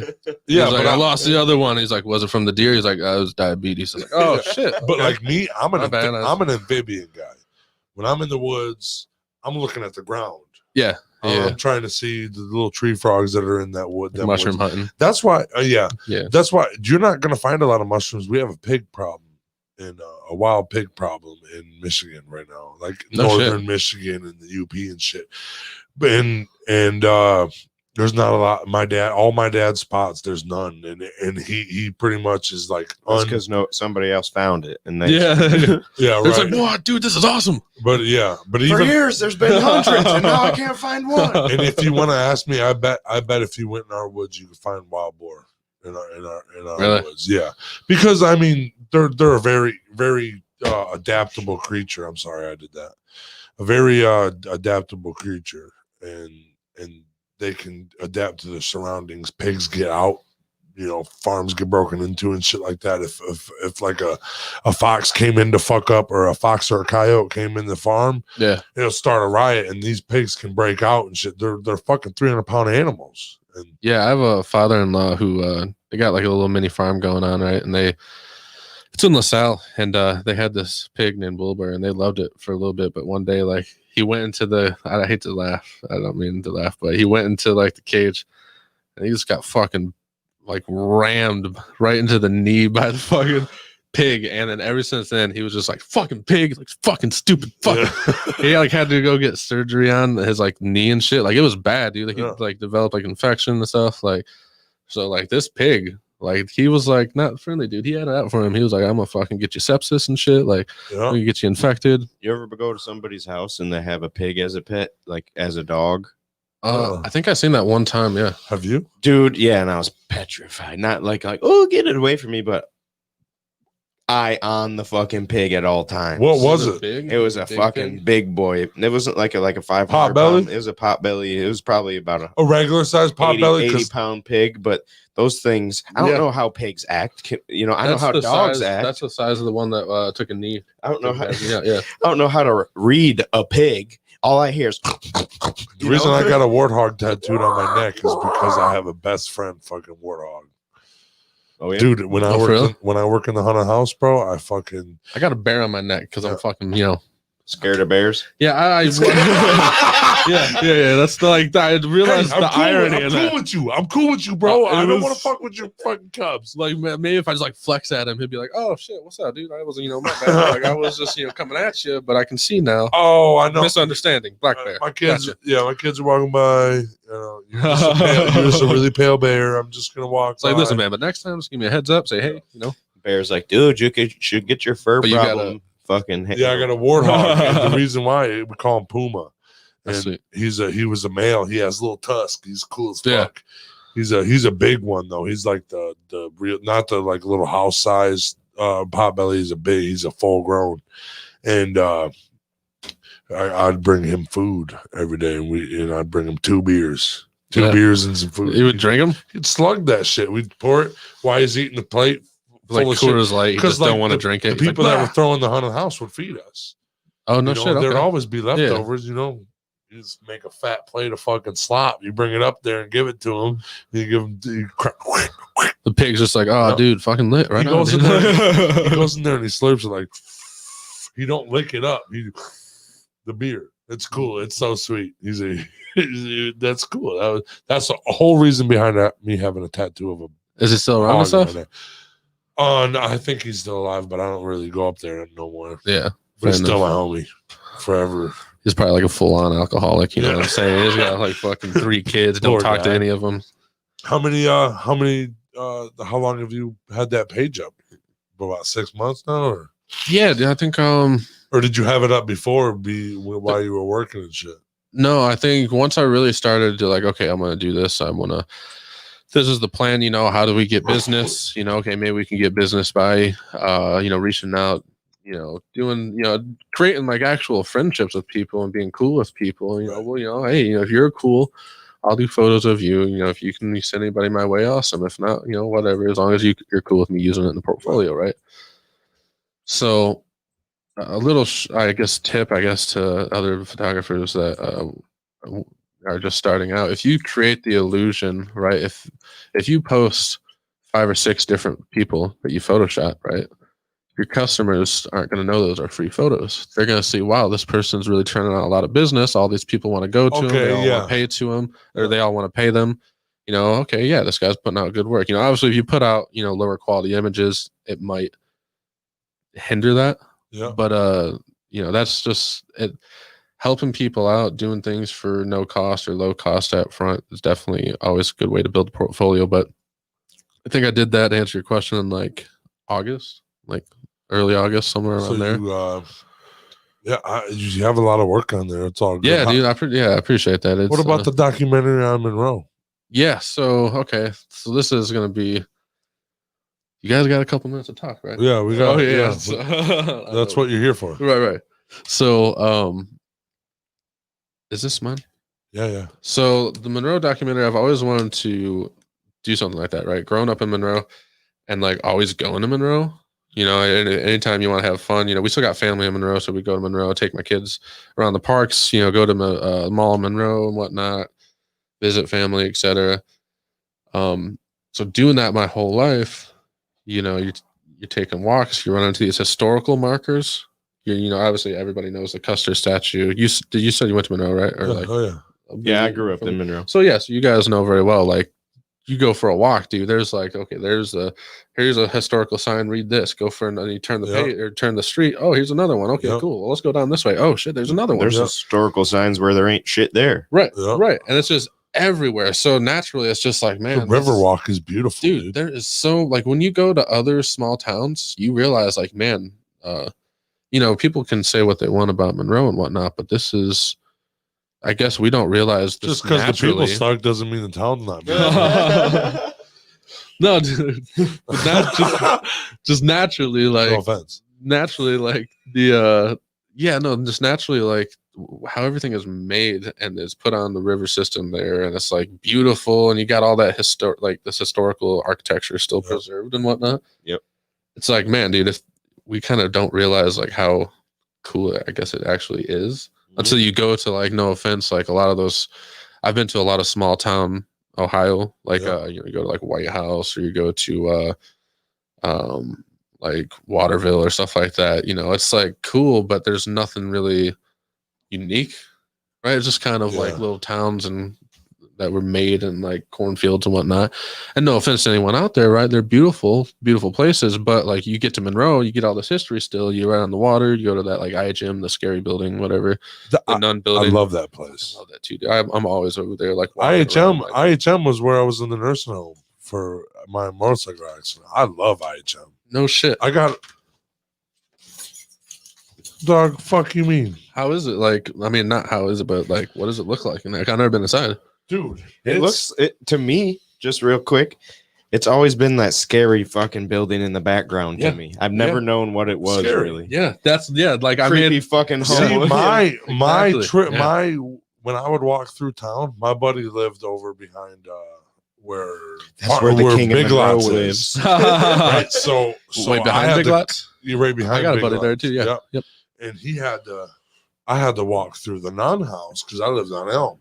I walked through the nun house to get there. As a super shortcut, bro. Yeah. And I'm really familiar with the building, like all that whole property, even where Lazy Boy is now. Yeah.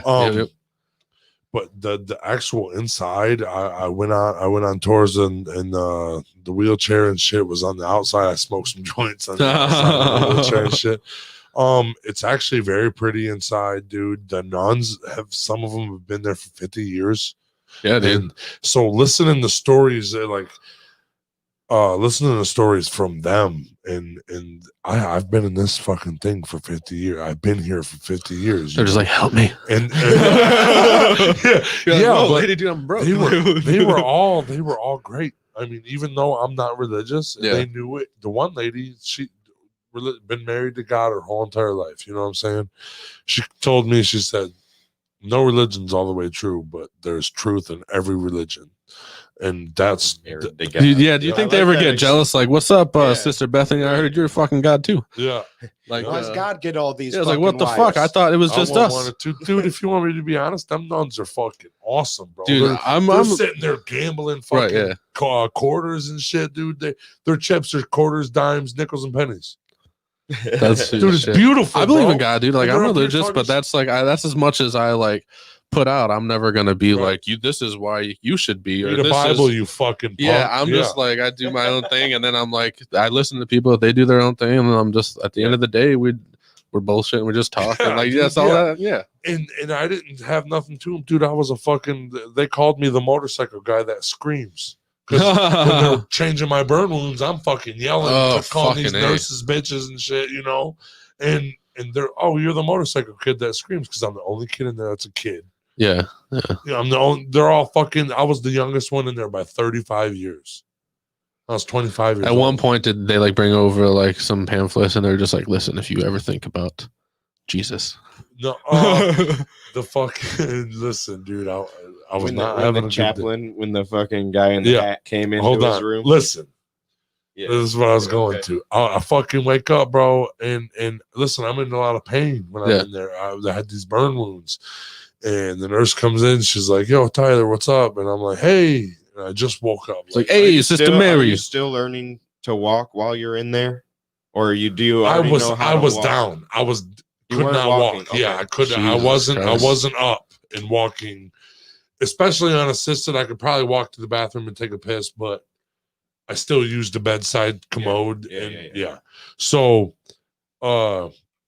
dude comes in, and the dude behind him, I can see a shadow in there, and she's like, "Do you want the pastor to come in here?" This motherfucker had a purple robe on and a purple hat, about 6 foot tall. I'm like, "Get that motherfucker out of here!" What are you? Because he was like Willy Wonka. Like, He's like, "What's up?" He was already walking in the room. Like, it was already good. Get that motherfucker out of here. I was rude. I didn't mean to be rude, but I just woke up.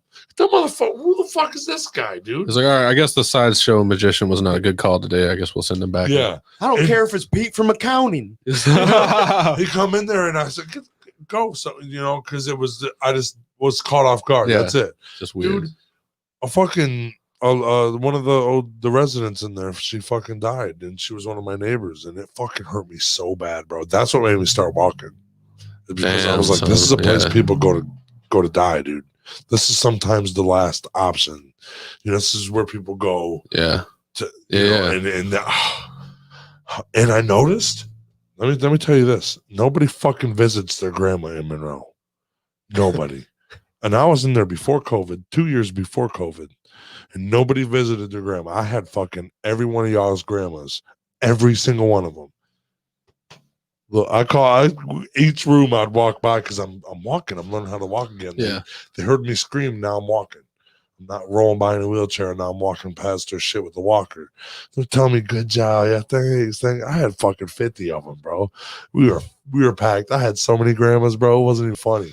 Dude, I gotta own up to that, dude. I don't fucking visit snacks. my grandparents enough, and I feel like shit for it. You too, brother. Go visit your grandparents. Like, well, they're right for like the last, obviously, forever. They've been like, you should stay home, like, you know what I mean, because of COVID and shit. But before that, dude, and you know, honestly, I think just not to stray too far off, obviously, but I think it's more or less something sentimental. Like, they're the best people in my life to me. When I've, not everyone has a story of like their childhood with shit and whatnot, but like just putting that aside, like they were like the best people. They still are the best people in my life, to me, anyways, other than my children and whatnot. But I'm just afraid like to ruin that relationship. You know what I mean? And by not reaching out too much, I'm kind of doing that too. Yeah. So it's like that. So when you get home, text your fucking grandmother. Yeah, no, that's fair. Hey, what's that's up? Fair. I love you. Tell Pops I said I love him too. Yeah. Everybody are awesome. Everybody, because you're saying good words about them right here, bro. Why can't you tell them? No, yeah, no. I usually talk to him, but it's just like, man, I want to like.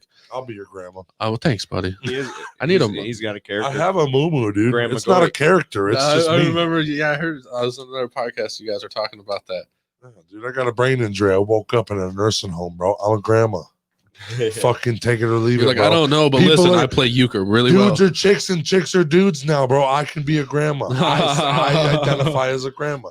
When I post all those grandma souls that while he healed. Yeah, when I post how do you think on fucking so well? when I post on Facebook, in 40 years, they were trying to be like, "What's up, dude?" Yeah, like, you trying to like. Listen, I know it don't work yet. Yeah. Dude, I'm not gonna lie. Here's a good story, buddy. You're gonna like this isn't one. Sexual. This is for God. We had a nurse, man, or not a nurse. We had a resident in there. She was from the 3rd floor. That's where all the nuns are. Yeah, that's the nun floor. They're awesome up there. They have snacks. They watch football. They fucking gamble. They're my people. Okay? Yeah.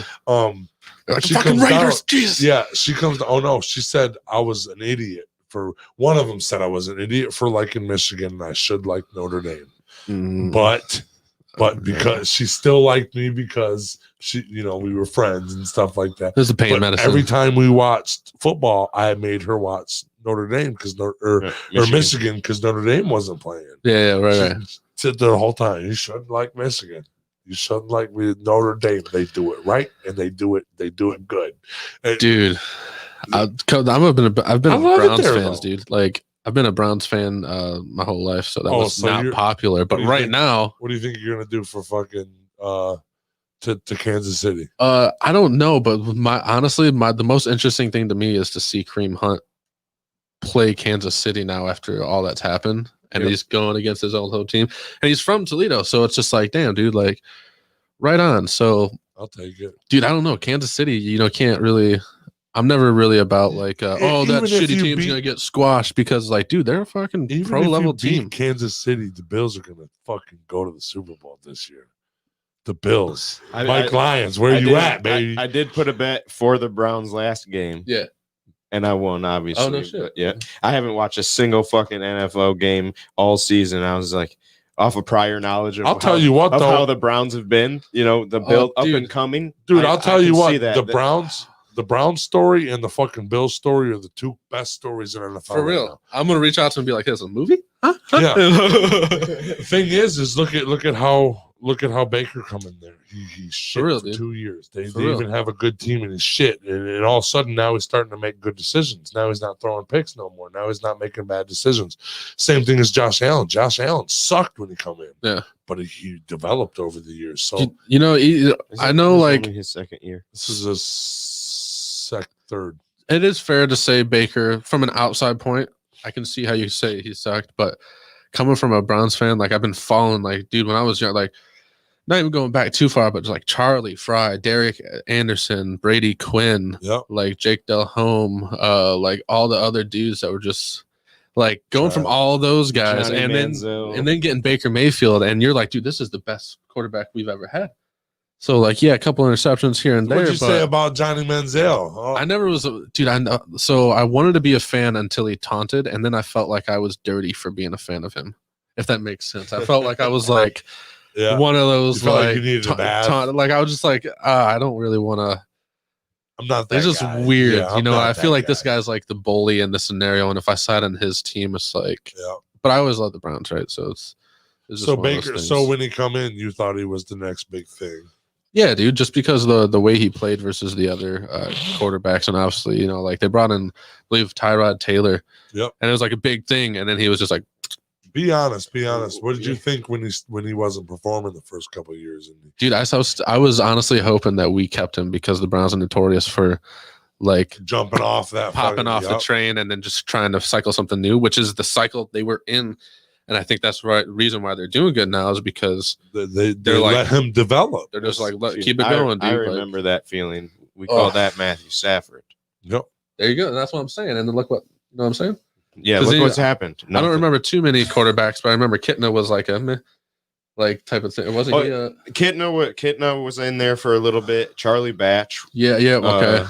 The owners Matthew are Stafford's the the best quarterback coach. the Lions have ever had. Yeah. They've never had a good owner, coach, nothing. They didn't. You know, you can have Pat Mahomes honestly, in there. He's still want to know shit my the opinion? bed. Yeah. This is just an opinion of some random dude.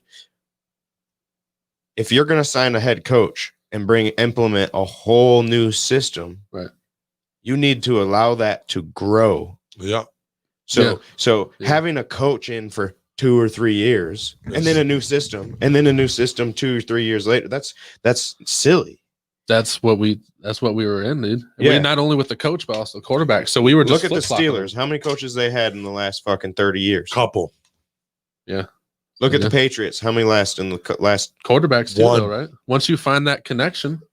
And it's not just. Who do you think the problem was? Who do you think the problem was? Bill Belichick or Tom Brady? Dude, I think I'm not really perfect storm. I'm not really on either of their bandwagons, but I will say that Tom Brady always seems like the dude that's like the perfect sport. He's always like willing to do whatever and shit, right? Take pay cuts to get good talent and whatnot. He's still in the playoffs right now. Where's Bill Belichick? Belichick seems like the type of guy that if he got any sort of friction towards anything, that he might not agree with that too well. Right. So, like, I don't know, dude, but what's important is you get that. Tom Brady is like water. But obviously they're doing good in Tampa Bay, right? So obviously it's about a connection with the quarterback. They went out and grabbed Antonio Brown and Gronk. I mean, dude, I don't think this year they got the Super Bowl, but I think they got a Super Bowl. I had no idea Antonio Brown was on that team. Dude, when I heard that, I was like, really? Today? Yeah, I swear to God. Today I found out just now. And they got that Mike Evans. I told you. Mike Evans is a fucking fire. He's a flame rod. They didn't even need Antonio Brown. That's true. Dude, they got a good tight end too under Gronk. What'd you bring his old ass back for? You got this. I know he's like your age. He was like, "How much money?" Okay, yeah. Well, he said, "I don't work with Tom Brady. I don't got to deal with Bill." Dude, of course. Like, who wouldn't want to say that? Like, yeah, no, trust me, I only work with Tom Brady. Like, trust me, it's just it's a personal thing. That's the fact that he's a Hall of Fame quarterback or anything. You know what I'm saying? I'm only gonna go with the guy with 6 rings. If he's not available, I'll take like Joe Namath or Joe Montana. If you're going from Tom Brady to the Lions, anyone you got, I'm going to say that too. You know, going to the, especially if I'm hearing trade rumors to the Lions while I'm a Patriot. I'm retiring. No, yeah, especially if I know it's going. Was Gronk going to the Lions? No, but there was rumors before he retired for a minute that he was getting traded to the Lions. And he did that move to get out. And then he retired. Yeah. And maybe he like actually wanted to retire, but you know, like, yeah, you would do that. If I played for the Browns, right? And they're like, "Sorry, kid, we got to cut you. We're training to the Steelers." I'd be like, especially if you already got rings, because I want to go with this team. That's an ego problem. Maybe his body was so beat up. Also, he could have. That might be fair. Like, I needed a break. I would say you can say that now, but how many years has he taken? You know, he's constantly hurt for years. Every fucking season he's hurt. Okay, and now he got a few years off, couple years, we'll call it, and now he's ready to play again. That's like the Brett Favre thing. He's made enough money. He's got more fucking rings. Now it's I'll come back when I want to come back. You're right. And then fucking maybe he fell out of love with it for a minute and just needed a break. Do you think Tom can get another one in Tampa Bay? In the 2 years, the 3-year contract, I think he's probably not going to want to like. I bet retire. He goes to another one. Yeah, he's probably not going to want to retire until he at least takes him there. He's got a date. You're gonna get old. I forget 3-year contract. No. I meant like he himself said I'm going to play until I'm this age. 45. I can't remember what that number was though. 45, I think. I don't know. I mean, that's the type of dude though that can honestly he could really sit in there all he's his the best life. of all time. There's no argument. To sit in there all his life, he could do it just because you get a good O line, right? Yep. You might take a hit every once in a while, but then he's got a decent one now. He's got a decent one now. I think that's the only reason why he took the job. Well, Tampa Bay was good before Tom Brady. It's just now they've got. They didn't have the quarterback. Team. They didn't have the quarterback. But I mean, dude, the receivers, like both of the receivers had 1,000-yard seasons with Jameis Winston. Oh Jesus, yeah, I remember that. I remember him because in being into like football cards and whatnot. I remember when that was a big card to pull. Now it's like, oh, you know what I mean, dude. Jameis. I remember. Oh my god, dude. I remember back in 2007. Fire, yeah. Like even people get like the LeBron James hype, like when LeBron came, the next LeBron. Yep, dude. Shut the fuck up, dude. This dude's 90 and he's still doing it, dude. He's still dunking on all these kids that you think are the best. For real though. Next LeBron For James. Real. For real. There's no GOAT question for the fucking LeBron James and Michael Jordan and LeBron James are significantly above them. That argument can come whenever you want. I feel Kobe's in that discussion. Yeah, I feel when it comes to that, I feel like it's like painters, right? Yeah, you can't really say Van Gogh is better than Picasso. You just have to like appreciate it for what it is. Yeah. Realize that they were all on top of their game, but there's really no way to go like, okay, Kobe's better than this or better than that. Because like I've seen Kobe and Jordan, different styles, two different positions. There's a Kobe and Jordan played against each other where they're one-on-one against each, or not one-on-one, but in a game they were guarding each other. Yeah, one-on-one. That's kind of like. And they were. I mean, dude, they were fucking hitting. Jordan would hit. Kobe would hit. Jordan would hit. So it's like, I don't know, dude. And they had similar play styles. I would say, like, yeah, for sure.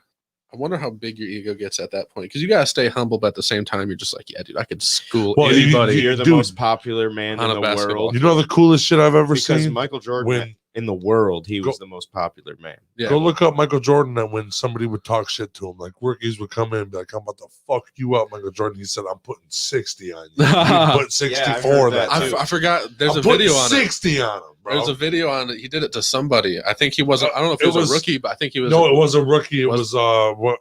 It was he was talking. I know the guy was saying it in the interview and practice in front of everybody. Just schooled them, and they were just like, "Yep." Oh wait, no. One time he was talking shit, and they were asking he was asking the other team. He's like, "Who's that new guy? Or who's guarding me?" And he told him, he said, "Oh, I'm putting 60 on him. That's it. I'm putting 60." He ended up with 64, 10 assists, and you know what I'm saying? It was crazy, dude. Dude, how do you do like? You can't even defend the talking shit level of that. That's the Conor McGregor level of talking shit. Yeah. It's when I'm putting 60 up, bro, and he put 64. Not only 60. Conor McGregor in his heyday, dude. And I think the best last game for a athlete ever was Kobe's 60-point game on the last time. I understand you fed him the ball every time you could, but dude dropped 60 points on his retiring game where, hey, I'm going out, and he dropped 60.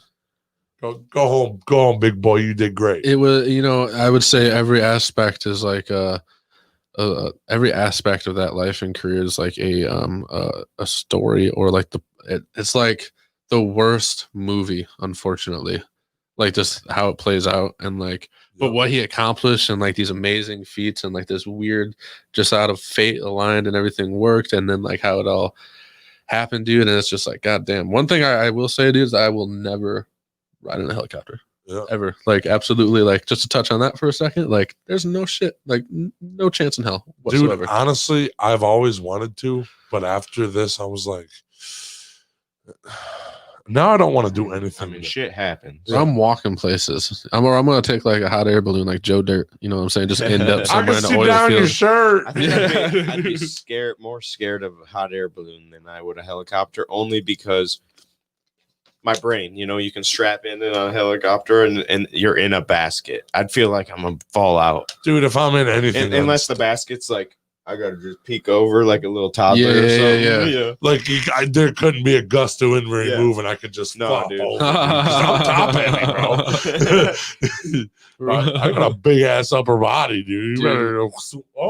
I understand that way too well, dude. I understand that way too well. You got weird scenarios too, like dude. You got little movies playing in your head all the time. You're like, oh fuck, I hope I don't see a bear. Like, dude, you're in my backyard. Chill out, bro. We're in the city of fucking Monroe. Right. There's a bear. I know it, dude. I can just sense it. I can sense it, bro. It's on my neck. It's just totally irrational. I was that kid. You jump in that little kid pool that's like not even bigger than you, but there's a shark in there. You know what I'm saying? Like somehow, and it's like fuck that. I ain't going shark. in there. Mom, shark got in my bathtub. Yeah, dude, for real. Are like, you listen, okay? Listen, it's there. Oh, so that's why you don't want to move to Florida or anything like that. Gators I want to see. Is why I don't want to move to Florida, bro. Oh no. Gators? I can't imagine letting my kids out. Like, all right, go play, and not even like my checking the yard. Boyfriend came out to start his car, and there was a gator at my sister's door. That's what I'm saying. So if it was my sister going to warm her truck up, that gator would have been right there. That's what I'm saying. And like, why? You know what I'm saying? Why even like Michigan's cool, dude? You know what I'm saying? Like it has the most beautiful summers I ever. can go out in the middle of the night, walk barefooted anywhere I want. I do that in Florida. A gator might get me. Fucking fire ants might get me. A snake might get me. I think 100,000%. And shit. You know what I'm saying? The best place to spend summer is Michigan. Up north. That's where I did it last summer. I did Mackinac City. That was cool, but my like special fucking place, dude, is Petoskey. Yep. You go to Petoskey, I went there this summer too. Dude, fucking have you ever been to Petoskey? Dude, oh my god, the most beautiful water you will ever see. It's crystal. Oh my, and it's like tropical too. And then you'll just go. So I sat in there, dude, just looking this like this is the watch I wear. I just look at the watch the whole time. I'd egg it hunt, and I'd look back again and be like 4 hours later. Yep. Just me and the kids just enjoying like it's beautiful. It was like our first real vacation. Petoskey stones? Yeah, dude, like a whole shit ton. Yep. Like we went up like we probably went up there like 8 times. Yeah, like just in a span of a couple weeks. So I want to tell you a little story. I went to Petoskey, Michigan. We rented a cabin out in the middle of the woods. Yeah. It was a big family trip. Right. I stowed some little mushrooms to so I gave me and my cousin some. We had some mushrooms and I wanted to go get lost. Yeah. My cousin, when I got there, my cousin was already lost. He took 4-wheelers and he broke down way far in the field and he started walking and he didn't know where he was going. Oh shit. And he got lost for a couple hours, right? So in the back of my head, when I heard about that and everything, once it was awesome, that's a great story. Yeah. So I was like, man, I want to get lost in the woods. So I ate those mushrooms. And when me and him started tripping, I wanted to fucking take a trip. I said, take your shoes off. Let's go. We're just going to get lost in the woods. And I said, if I have my shoes off. He's like, dude, I don't want to dirty my K-Swiss, man. Come on. Like. No, so what I told him, I said, if I have my shoes on, I can find the way home. I promise. Doing some shaman shit because I'm fucking tripping balls, you know what I'm saying? And really, I left to get lost, dude. We went out and we fucking seen a meadow, beautiful meadow in Petoskey, Michigan, and the wind was blowing through it. There was little bushes with little flowers on it and shit like that. Yeah, I found the motherland.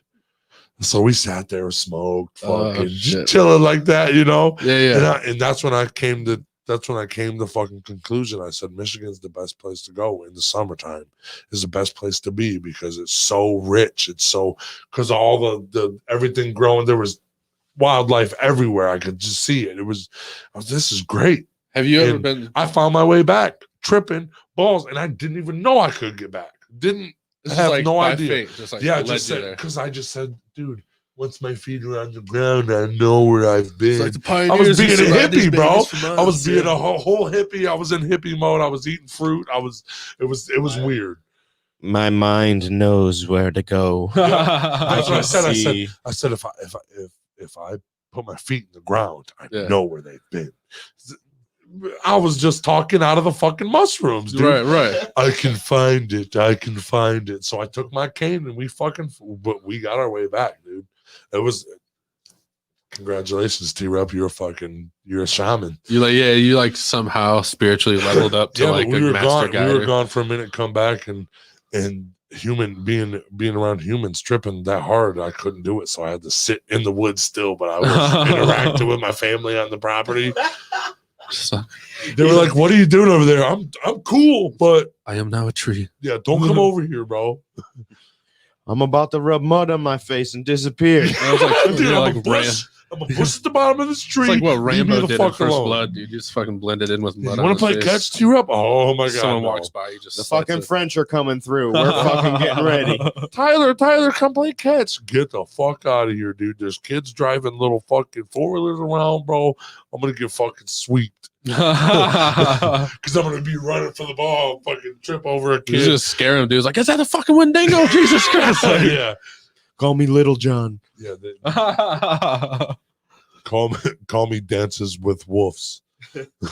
Dude, I love the up north though, man. Like, have you ever been to the UP or anything? I've been to all the way to Mackinac once, but I grew up like my grandparents lived in Traverse City. Yeah. So that's where I spent my summers, Cherry Festival and stuff like that. I ran by there. They got some like the best lake in upper North Michigan, like for the clearest water. It's not tropical blue. I love tropical blue shit. That makes me feel like I'm in Hawaii. So that's why I go to Petoskey, but it was the clearest water. Yep. So you go, and that was Torch Lake is sick too. I think that was, it might have been Torch Lake. It was one of the, one of the really, really clear ones. And it was cool, but no, like, Torch Lake isn't that lake, I don't think. Oh, I don't. It was, either way, it was one of the. Great too. But it was clear water, and I kind of, I was like, "Fuck, dude, I want to be like tropical, like nice and peaceful." Like, yeah, if you want tropical, you can go in the woods. It's beautiful. If you want to see a swamp, you can go. Michigan has it all, but they don't have the fucking gators that live. That's what I'm saying, dude. Even just being in the swamp, I'm just like, listen, man. Gators. There might be a gator. You know what fucking terrifies me too? Snapping turtles, hippos. I know they're not going to be around here, but just like. Listen, hear me out, right? Like, what about a manatee and fucking? I thought my guess was a good guess. Yeah. I don't know. I'm petrified of snapping turtles. That's what I'm scared of. Listen, getting in the creek, fucking putting your fingers in a certain hole, or your toe in a certain whap. Listen, yeah, no, that's very fair. I was baby turtle hunting. Those are our alligators. We have a cove up north. I'm never going to disclose this information. Every fucking May and June, there's fucking baby turtles galore in this little lagoon, bro. Yeah. So my ass, fucking, I'm standing in there barefooted because I'm a hillbilly, and I'm about to catch this turtle, bro. I look down and there's a fucking fist-sized snapping turtle head coming towards my foot, and I haven't went turtle hunting since. There in that lagoon, because I was like, man, that fucking, it scared me pretty bad. But turtle hunting is different from me just finding a turtle because I live on the river. Right. So how what are you doing with the documentary for Monroe? So like it's gonna be released in my goal right now, right, is to have it released in the summer of 2022. There's like a lot of stuff I want to film. I feel like if I did it in this year at the end of 2021 in the colder months, it would we would limit how we could do a release. Right. We couldn't really do too many outside things, right? But all through if I do it in the summer, then I kind of miss out on good footage of Monroe in the summertime. I could do that whole year, get all these different interviews. Basically, I'm going to take it from the year that it was settled upon or whatnot. So 1785 to 2020. So it's going to go through everything, like the French and Indians, like coming together, then dividing, Custer, obviously Libby Custer, General George Custer, the Civil War, rum running, like all the, like it's going to be, so it's going to be a documentary, right? But I have like a natural sense of humor that I just love to like put in things. So like, I don't know if you guys ever watch like Grand Tour or like Top Gear, to where it's like, I don't know, it's like it's kind of like a documentary, but then they also have these like little skits that are like, okay, it's like, like little, not necessarily skits, but pieces that are funny or whatnot. Okay. I was kind of like the Russian 5 movie. Yeah, it kind of had skits in there to show you what. Maybe. So like, my goal is it's not gonna be a boring thing that people fall asleep to in the movie theater or whatnot. It's gonna be something that people laugh. They learn a lot of things. Obviously, don't really have any interest in portraying the negative sides of Monroe.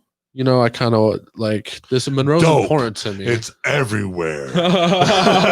Yeah, and everyone that's like was a part of it, they're just like, so I did not know you're gonna spin it that way. Yeah, you're right.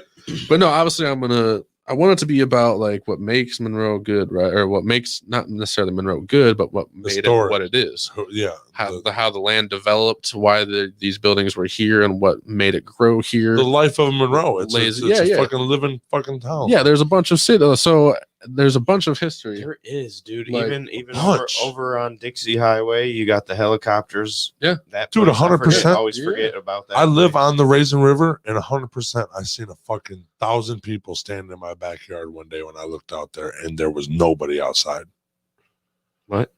Me and my buddy Rondo. Are you talking about ghosts? Yeah. I snuck my boy Rondo in, bro. He was terrified. I snuck him in my house because he had no place to stay. Yeah. So I snuck him in the basement.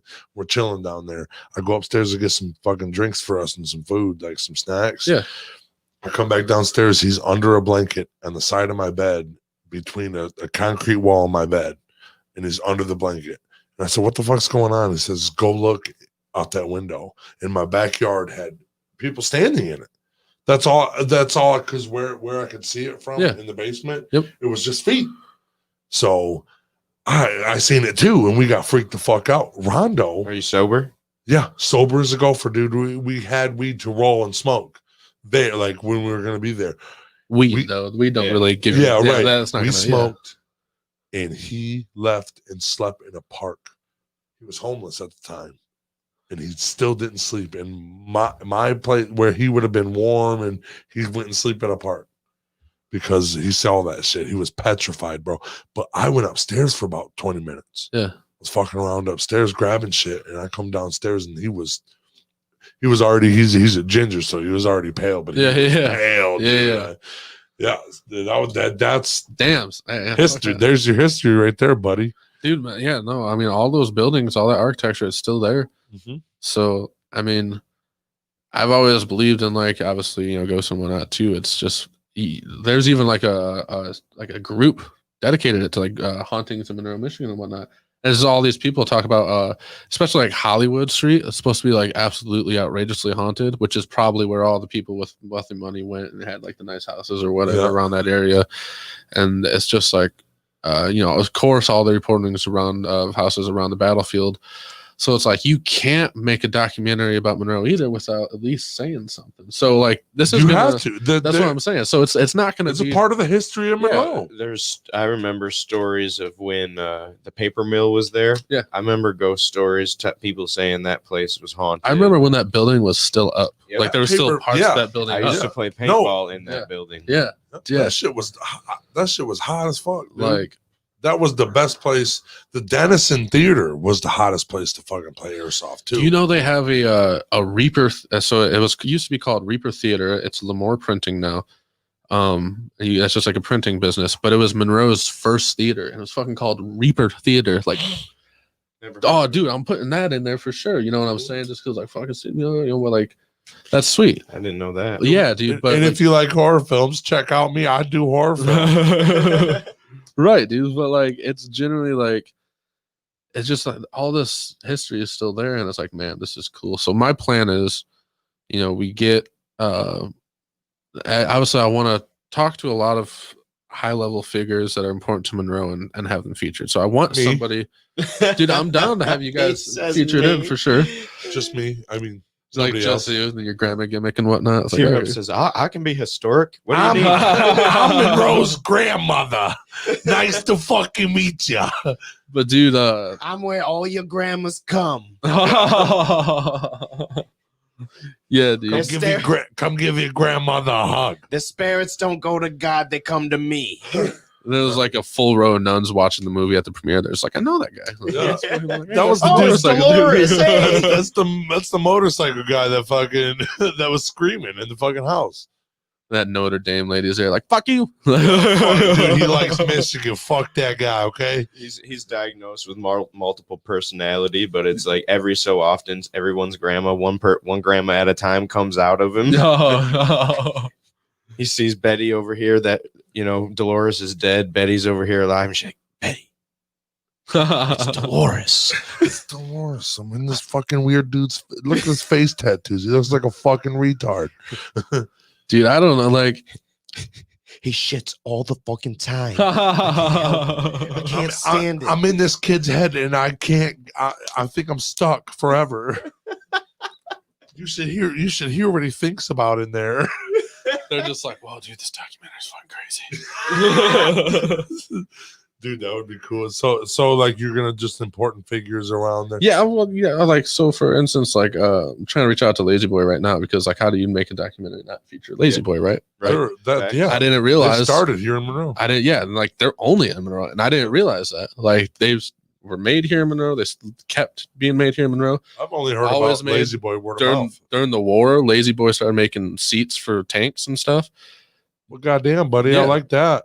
Like, so, like, there's a whole bunch of history, but I'm trying to get someone from there to like be a part and be on camera and whatnot, because obviously I know a cook in there.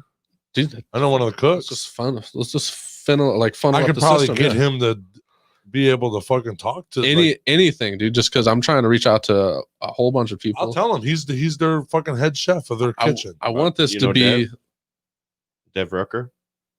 The name sounds super familiar. Devin Rucker, yeah, Devin Rucker.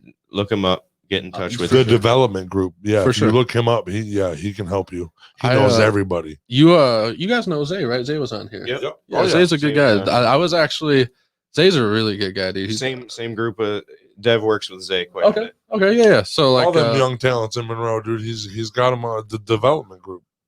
For real. Oh, that's his power washing thing, but that's the development group. I pointed right here.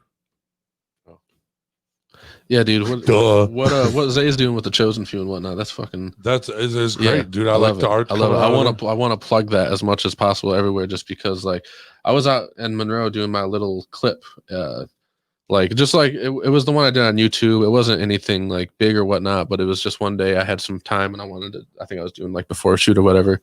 I went through and I made a little video clip. Well, as I'm like going through and I'm walking the street. All of a sudden someone pops on. I was like, hey man. And like naturally, like without seeing anybody, you know, you got like a really expensive camera. You're just like, what's up? Yeah. You know what I mean? But you look over and it's just him smiling as big as he smiles, you know? Yeah. It's just like, oh dude, what? Like that's like, I want to be friends. You know what I mean? Like I want to, you were getting robbed for sure. I would be like, I would show the neck tattoo too. I'd be like, what's up? Like, been to prison. It'd be like two cowboys when they both grab their guns and they're just like, what's up? This town ain't big enough for two of us. Those lizards that flare out their necks, like in holes. Yeah, like, instead of those fucking flares, it's fucking kissing Kate Barlow, dude. I come up to you, you're like, I'm like, oh. We just like bear tattoo. I choose you. Start fighting. Yeah, dude. We just bear versus hog. Yeah, we fight, but it's like how we giraffes do it, where we just whip necks. Yeah. You know what I mean? Your bear tattoo versus his neck. That's how I used to fight with animal crackers. That's how I decided which one got eaten. You know, put two in the fucking battle ring. Pop, whichever one broke, fucking gets eaten. Oh shit! For real, I done that too, and that's weird because I never talked to you about that. That's fucking weird. I'm best friends with this motherfucker. I never heard that. That's weird. Like some like animal cookie. Dude, I used to play full. I was grounded a lot because I got bad grades for a long time. I got detentions a lot. Yeah, I got my signature card signed 20 times in one day. If you get one signature card filled in middle school, you go Saturday detention 20 times in one day because I just kept going, adding on to the list. That's she a little excessive. Yeah. And so 2 Saturdays was booked in one day. One Thursday was a fucking 2 Saturday gig, dude. And I was grounded pretty often for that. And I started playing with my Beanie Babies, playing football with them. They would play fucking full football matches, bro. I'd line them up every 11 versus 11, dude. And Octopus was my fucking best wide receiver. Bro. I would kind of do that shit. Dude, no matter what I throw at him, dude, he always catches it. I still have the sloth that I used as a quarterback. My main guy, he would run. I'd make him run and shit. Oh, shit. Oh, my God. I used to, with my hockey cards, I'd have a quarter and a hockey card over here, and there'd be a goalie, and I'd have a stack, you know, 5, 10 of them on each team. Whoever scored the most, fucking I did a lot of stupid shit. I had to play race cars, fucking dude. My school, I had that mat with the road, the whole city on it. That mat, like that everybody talks about, the floor mat. You were one of those kids where if somebody picked up a tractor and started going, bro, you're like, no, tractors are supposed to go slow. Yeah, maybe. If you don't make this tractor go slow and sound like you can't play with me. In my town, I'm the mayor. You know what I'm saying? I control everything. Dude, it was like GTA, like the one where you're looking at it. It was like GTA in real life, bro. That's why it was so cool. Stop at the stop sign, buddy. I raised you this, right? My 6th grade year of 6th grade, obviously. So I don't know what I did, right? I was never a bully, but people would make fun of me in like groups, right? So I would try to hang out. Girls would make fun of me in fucking middle school. Me too. And I was, I got in trouble a lot because I was vocal about it, right? But so like I would always try to hang out with like cool guys and whatnot. I'd never be a jerk. But then like the popular thing about the cool guys was to make fun of like people. So they make fun of me, they would all laugh, right? I'm not a bitch. I'm not going to go tell the teacher. I'm going to wait till you're in the hallway, shove your head in the locker type thing. I'm not going to bully you. Like I would never. I'm against bullying. Yeah, I'm against bullying. But if I get bullied, it's not going to like keep happening. Pan out, yeah. So unfortunately, what would happen is I would get a record up that way. You know what I mean? Just like naturally, and sometimes it'd be like talking too much or like saying like funny shit. That was my issue. I drew one time. I drew a dog fucking another dog. You just get some kid laughs out of my friends, and like the teacher's aide was like, "What the fuck is this?" And so like shit like that. But they ended up. I think they were like, "All right, this kid's fucking what the hell." So it was like 2 months into the school year, dude. They put me in IS. I think it was like ISD. It's in school suspension or whatever. ISS. So yeah, they called it something else, but yeah, ISS basically. Yeah, it was in school suspension. Mine was SRC, Student Resource Center. I think that's what it was. Yeah, yep, SRC. So they had me in a cubicle. But not only that, they took the walls from like 2 other cubicles to box me in to where none of the people in the class could see me. There was only 4 kids in the class too. Glass box of emotion. Basically, dude. Well, but it was a cubicle, so it was just like plank walls and stuff. And it was like, shit, this is boring, right? And I couldn't even go to lunch. They would bring me my lunch in a tray. So I'm talking like middle school airport was the same way. Fucking 7 more months of school, dude. And this is it for like, this is what I'm doing. Like, that was so fucking boring. And like, like other, like, I was the class clown fucking everything. Yeah. And like, I was a teacher suck up. I'm not a mean guy. Right. But like, there's things that I do to get, back then, like, if you bully me or whatever, or if I'm saying like a funny joke and the teacher's like, "Hey, shut the fuck up." And I'm like, "But wait, dude, it gets better." Yeah. And they're just like, "All right, you gotta fucking like scram." Yeah. So you're disrupting the class. For real. No, I did a whole bunch. I got expelled for a disruption that went on. You work out, you grow out of it and shit, and you work out of it. But oh no, I was a junior. I was in high school. Some people bloom later, right? Yeah, dude. It's all about. I had to hit a van to fucking realize what the fuck I was doing wrong. So yeah, no, I feel that. You had to work at a few shitty car dealerships. Yeah, dude. Yeah, no, yeah. I don't really want to do cocaine, man. I'm not about this life. I'm not. I don't. I see them doing it. I don't think I don't even know what a quaalude is, dude. Quails for real though. Did when that old Texan sat you down, is he like, you gotta spank it off fucking 3 times a day before you make your first sale, bro? No, dude, he was like he was just like guns blazing, like full on, like you could tell he was coked out, and it was just like me. I don't, I've never done any of that Hi, stuff. Tip here with the fucking yeah, for real, dude. Like I've never done any of that stuff, and I'm always like, I've been like the quiet, like, I'm gonna be in the corner watching everyone else do their thing. Right. Okay. So, guys that come out like blah blah blah blah blah, it's just like, ooh, I feel weird. Like, oh, dude, you're gonna feel weird around me then, dude. If you were not around, like that, trust me, you ain't like, yeah, you ain't. But I'm not a figure. Yeah, I'm not. You ain't that doggy. Trust me. You know what I'm saying? You ain't that doggy until he finds something to roast you on, and that's all you hear for a month. Dude, that's fucking. It's like, dude, there's 17 other fucking ends. Stop using that one. I'll fry you. I'll fry you forever on it. No, that's fair. He's just when it's not fun and not enjoyable, and it's just like, man, that old dude's just coked out. You don't even really remember your name type thing. You're making sales. He's like, he just wanted you to make him money. Yeah, but love him to death. When you're on drugs, you really love him to death. What are you doing there, doggy? Yeah. You're doing horror films too, like yeah. Don't you have one short film out? Yep, I got one on YouTube and Vimeo, and then obviously when festivals start opening back up again for submissions, I'll be submitted to like festivals and whatnot. But I got one available now online to watch, and then I got 3 more short films about like that are still set to like film and whatnot, but with the documentary kind of taking the first place. How long is the documentary going to be?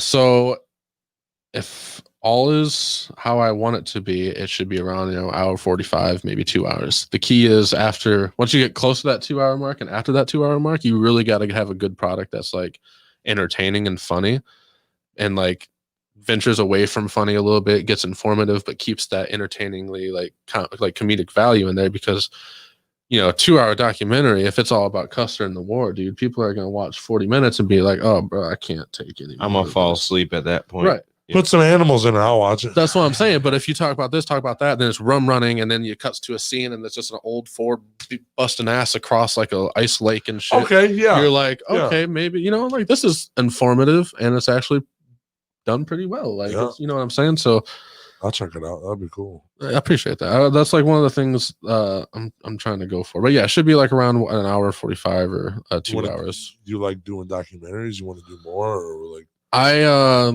Yes. So my thing seems to be like horror or documentary, because I feel like those are the two that I can gravitate and tell best with like angles. I can be the monotone guy in the background.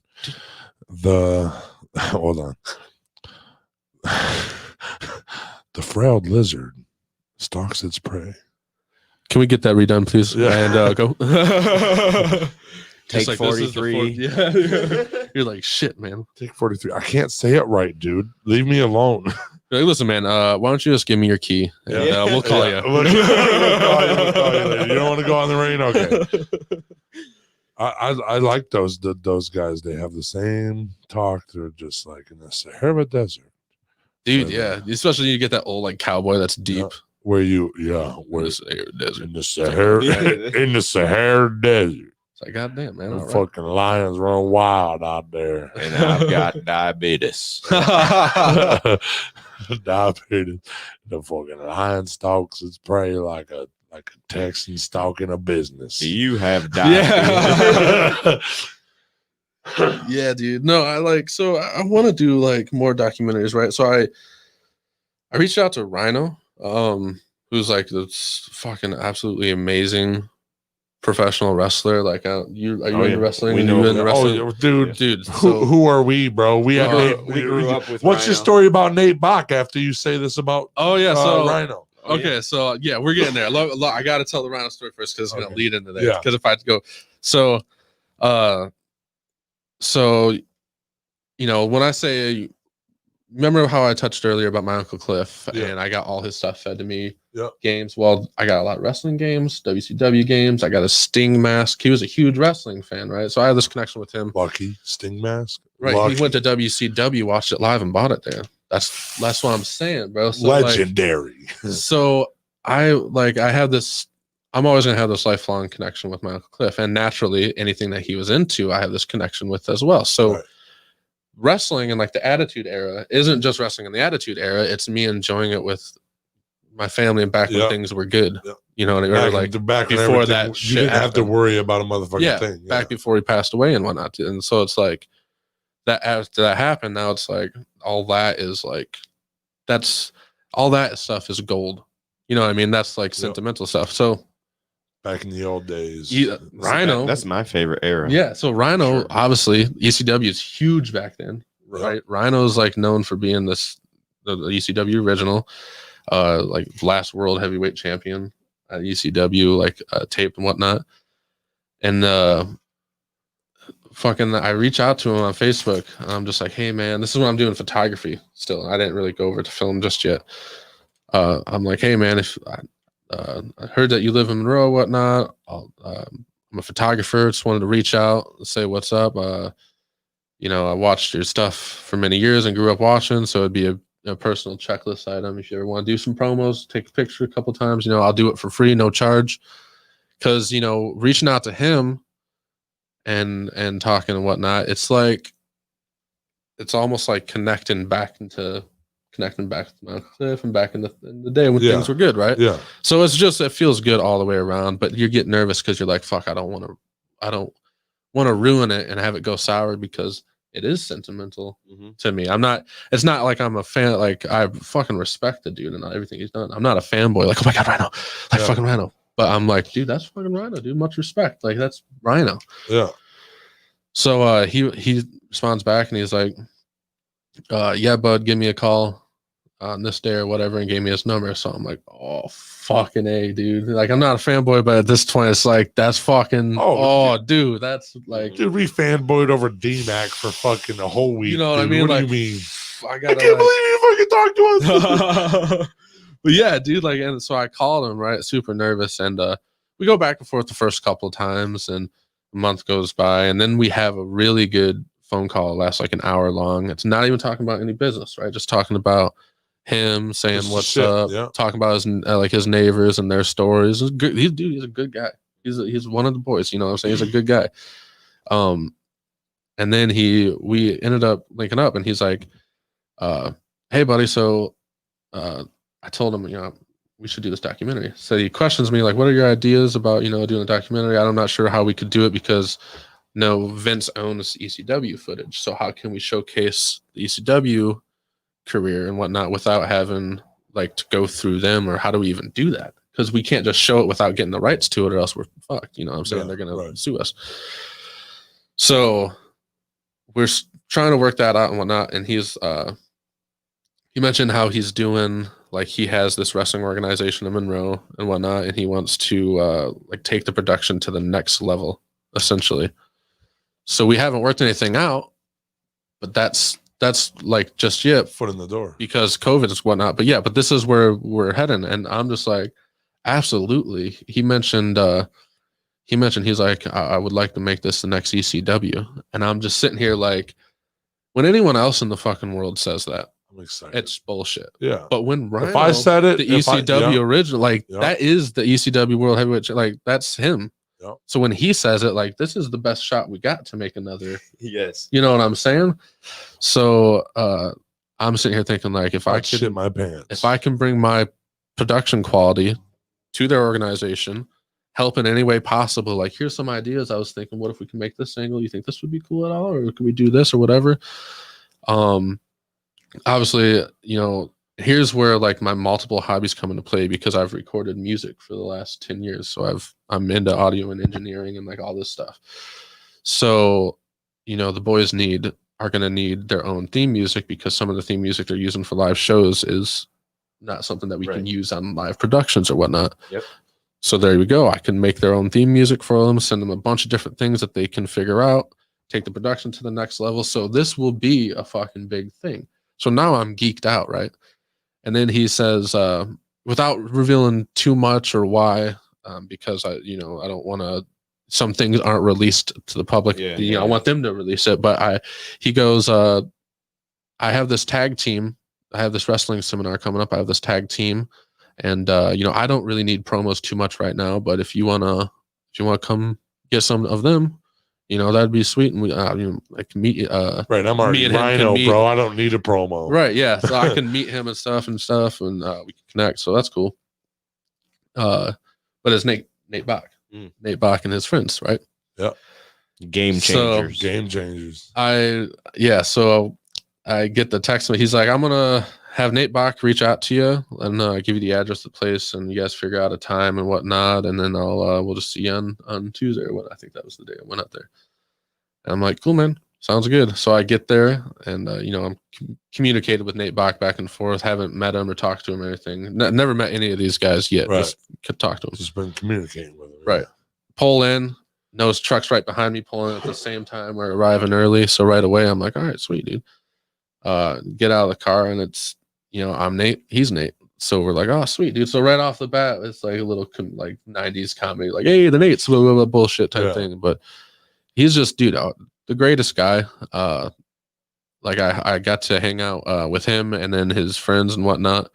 And dude, there's good people. They were willing to help, like, set up and whatnot. And I was like, nah, you just, it's all right. You figure out what you ever got to figure out, get in your warm up gear, workout, whatever you want to do. Like, I'll take care of it. But just having them be like, hey man, can I help you or whatever? Yeah. They're awesome dudes, man. So I took the promos of them. They're just people too, bro. Yeah, they're sweet. Yeah, Nate, when he was here, he was cool. I highly enjoyed that conversation. Yeah, he's a really good guy, and you can tell. You can tell he's very intelligent, very educated, and Rhino, super well read, super educated, and you just sit there and think like, man, how many headshots did you take in ECW? Like, you see all these boxers get punched in the head a couple times and they can't even talk when they get older, but this dude's still fucking Mike Tyson. You know what I'm saying? This dude is like took all these headshots and he's still like fair, coherent, genius. Yeah, bro. Yeah, he's still straight up, and it's like because he was fucking kids up, dude. What do you mean? Yeah, he was. Oh yeah, hit me in the head. I'm gonna gore the fuck out of you, dude. Dude, I'm not gonna lie. At some point, gore you?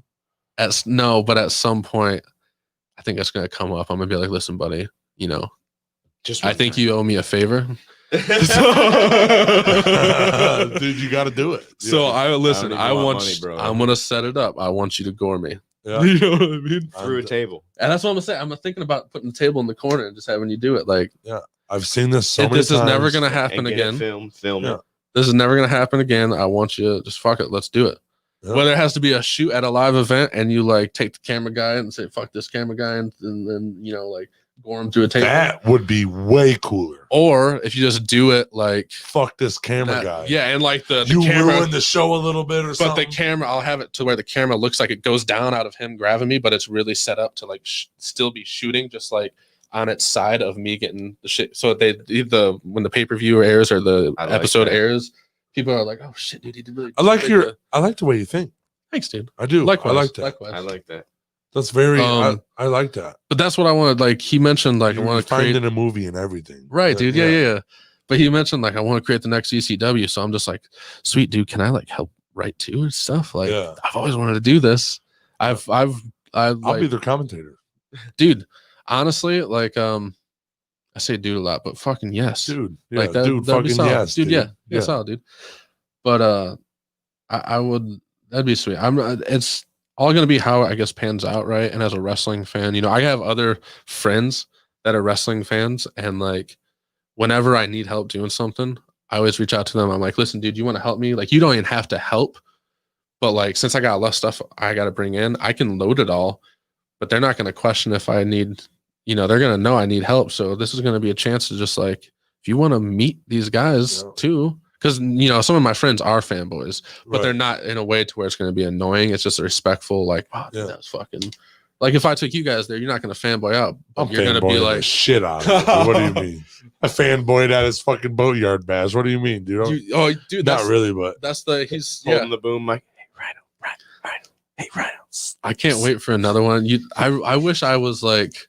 a part of that last one because I would have done like Bash at the Boatyard and done like a 90s like WCW like promo for Bash at the Boatyard, like how they did Highway to Hell, or I think that might have been WWF. One of the two did Highway to Hell. Yeah. And then the other one, WCW did like the Spring Break Beach thing, but you're right. Put the production around that and make it like a fucking boatyard thing, dude. Like they did a good job though. Don't get me wrong, but they did a really good job. If you just, I think with a little bit of more like camera production, like not for their live event, but for like watching on YouTube or whatnot, because a lot of these indies just kind of have like bland cameras and they're recording in like the wrong frame rate and whatnot, so it looks too noticeable, too home camera-ish. Okay, you know what I mean? Off the phone, and that's one of the tricks too. If you cut it back to like 24 frames per second on like a video camera, you get that like cinematic look to where you're moving things because it's only recording 24 frames per second, so it's like slower in a sense, but not slowed down. It's just how many frames are captured.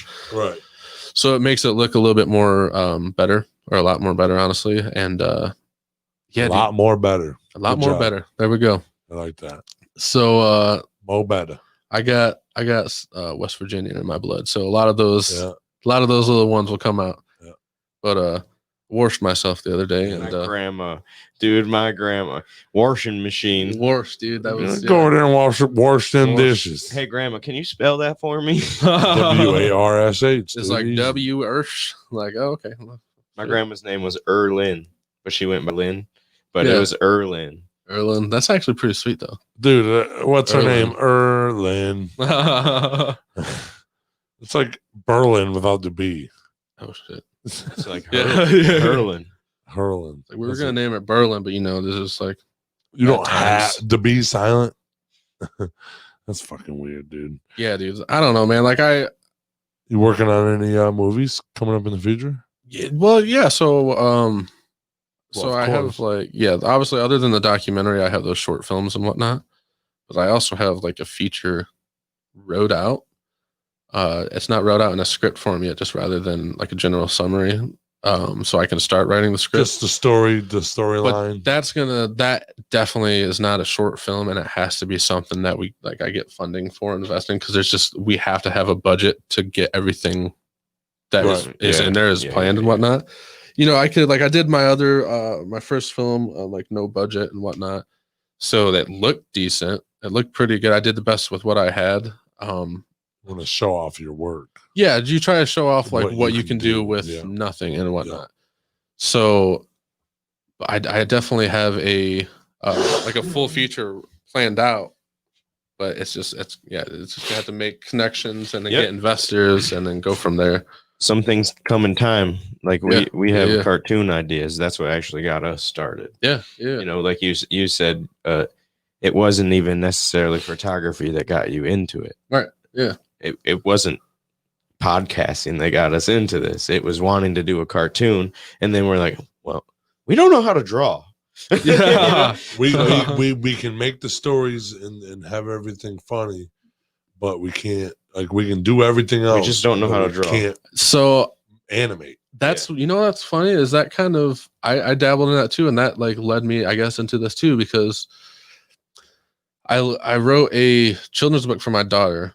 And I illustrated it, right? So that was my first, after one of those sales jobs, that was my first putting art out, like something I created for people. I wasn't doing like photos yet, still learning them on the side as a hobby, but I wasn't doing it as a business. But I was like, man, I got really sentimental. I was like, I want to write a book for my daughter. I'll illustrate it and put it on Amazon. If it sells 3 copies, I don't care. I want to have one and read it to her. And she can keep it the rest of her life. Right. And like that will mean, I don't care if it sells 10,000 copies, bro. That like her read it, like me being able to read it to her and be like, that's you. And then in 40 years, she reads it to her grandchildren and be like, you like that book? Well, that's me. That's me in that picture, like as a cartoon. Your pappy wrote it for me. For real though. Like, and yeah, man, then I started, after I did that, I was like, well, maybe I'll do a comic book and a cartoon. But I had the same thing. I was like, I can only really like these guys that fucking draw like the whole scenes, and they have the correct amount of depth, and it's like like true animation. That's hard, like, dude. Yeah, that is like super skilled. Lots of work. And I never gave up on it, but it's just like, wow, let's focus on just video. I can't draw. Get yourself there. You gotta get what you can do right now. Yeah. I want to start. I think I'm gonna leave stuff like that to working with people in a sense, because you want to make a lot of connections, right? Yep. And I want to do everything myself, but at some point you got to like reach out for help to do things and whatnot. 100%. But yeah, man, as far as like actual film work though, I can't wait. I have so many ideas. It's just putting them all together and actually doing it. And I need people to shoot too. I need like, if people want to act or be an actress or just be an actor or whatnot. Time we'll help you. Dude, like I'm always down. As long as it's in our schedule and I we're can free, throw something together. I can be the scary dude in the fucking haunted or in the horror films. How would you feel about being an Italian enforcer? I can do that. Okay, exquisite. Well, there we go. Let's do it. You just can't do any stunts. Yeah, I can't. Yeah, no. You can't kick any high. Those guys nobody. really like, you watch Goodfellas. They're not really like jumping out of windows. Or They're like hiding behind doors and taking people out. You want to fuck with me, dude? I call my friends. Okay. Like my short film idea, you really just have to grab some dude and like against his will, you just have to force him. Easy. I've done that a lot. I've actually practiced that a lot in my life. You're like, yeah, it's perfect. Like perfect. Where you grab him by the chest, but you grab him with both hands and you kind of like. Yeah, something like that. You might have another guy on the side of you though, and like you might be like old time, like 1940s grabbing him style, where you grab him by one arm each and just drag him to the seat and sit him down to speak with the main boss. Oh, please! You know what I'm saying? Please, Yo, T-Ro, bring him here. Am I allowed to have my face tats on, or I can cover them up? You gotta get those taken off. Yeah, no, you. Why would I ever cut your chin off? No, we're not. It's not gonna be based in the 40s, but yeah, no, dude, I'm not gonna make. Yeah, absolutely, leave him. Okay, yeah, that would like destroy the whole tough. Like, listen, he had face tattoos, but I just feel to be more scary, we wanted to cover it up. Yeah, you know what I mean? Make him look like scars. Yeah. Yeah.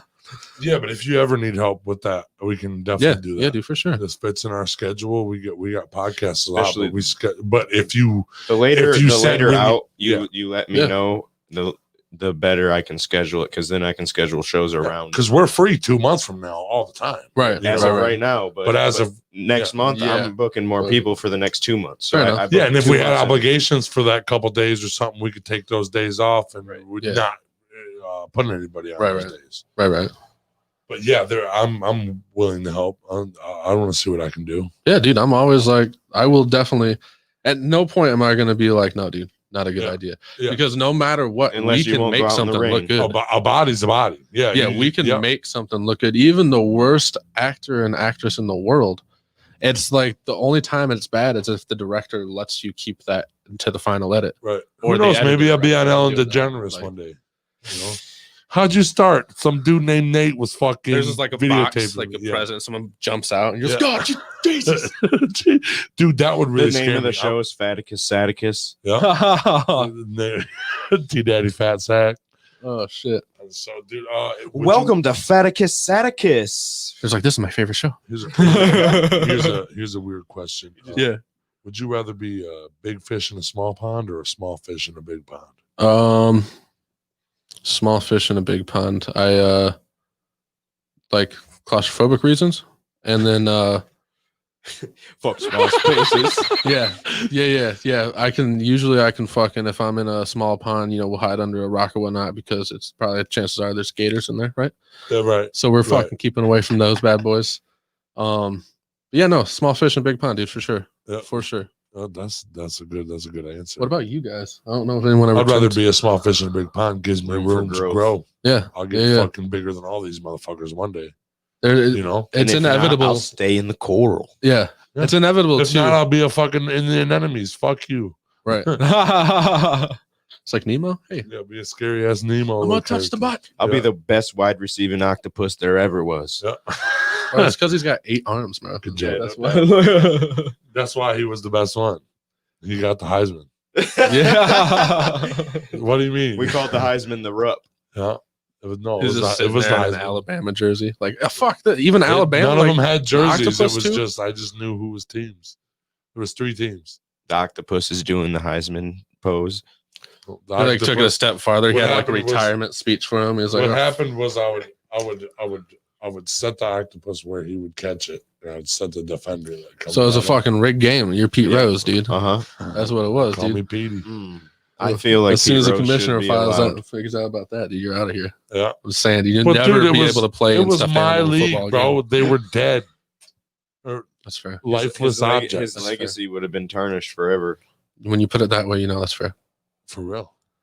So, and if you had like one, Barry Bonds, he'd have an asterisk there. Dude, I fucking remember watching Barry Bonds hit that home run, and people I remember watching the last couple days before you hit it. I think what did he break, like 756? Was that like the? I don't remember, something like that, right? But I remember him getting to like 54, 55. I remember seeing him hit 56, dude, and like. Not even because it's great that he hit 56, but just I remember it bringing out the worst fucking the energy in people. Like as soon as that guy caught that ball, everyone was just like, yeah, punching him in the fucking. Give it to me, right in the ear, dude, just to try and get it. And it's $millions ball. Security was like, oh, dude, we gotta get you. Yeah. And I'm sure even security was probably like, wait a minute. What usually happens, take him out as soon as is they'll ask for the ball back if they can get it back.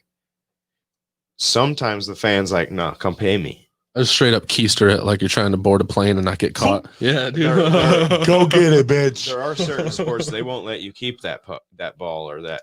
Yeah, I know. I've heard of that, and that's usually I guess a replica. That's probably usually because it's if the player wants to keep it, or like say player hits his first home run. They're probably gonna be like, hey, that's fuck really you, bro. special. Get your own ball, bitch. I caught it. Yeah. Can you imagine being a player who's like, can I get that home run ball? It's my first home run. He's just like, nope. Chris Sale. Fuck you. You know who Chris Sale is? Red Sox. Yeah. Well, that's where now he is. Yeah. Okay. Washington. Chicago White Sox is what my memories of White Sox. But he's on fucking Chicago at the time, and he's warming up. And I'm at Comerica Park over by the statues, and you can look down and kind of talk shit to him. Yeah. So he's getting ready to go out. This door swings open for him to go out. He throws the ball. He catches it.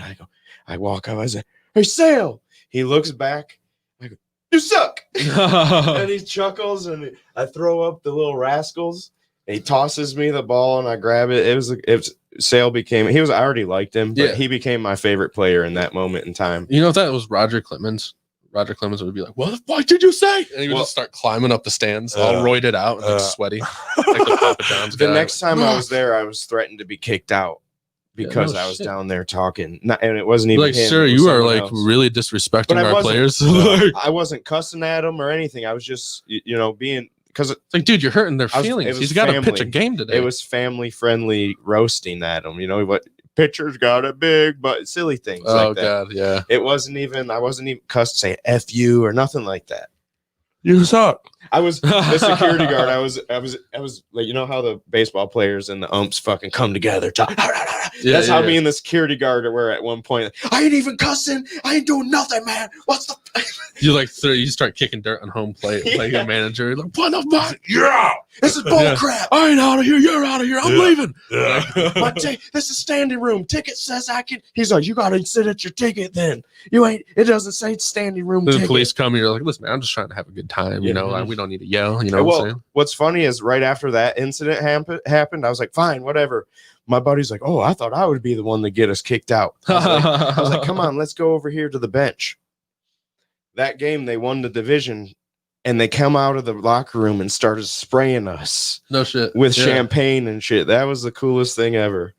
That was so cool. I want to get white boy wasted. I never. It was Pete Peterson's first baseball game that I had taken him to. And he was just like, was he drunk? Was he drunk? Yeah. No, he was actually. Yeah, bro. That's like that's the name right there. He hates Pete Peterson. Yeah, you're right. Pete Peterson. Mulhoon when he gets drunk. Yeah, that's like he's like a guitarist, like Bob Dylan. That sounds like his name should be like Pete Peterson. He hates feet. Pete Peterson, drummer of the Sticks. Feet Peterson.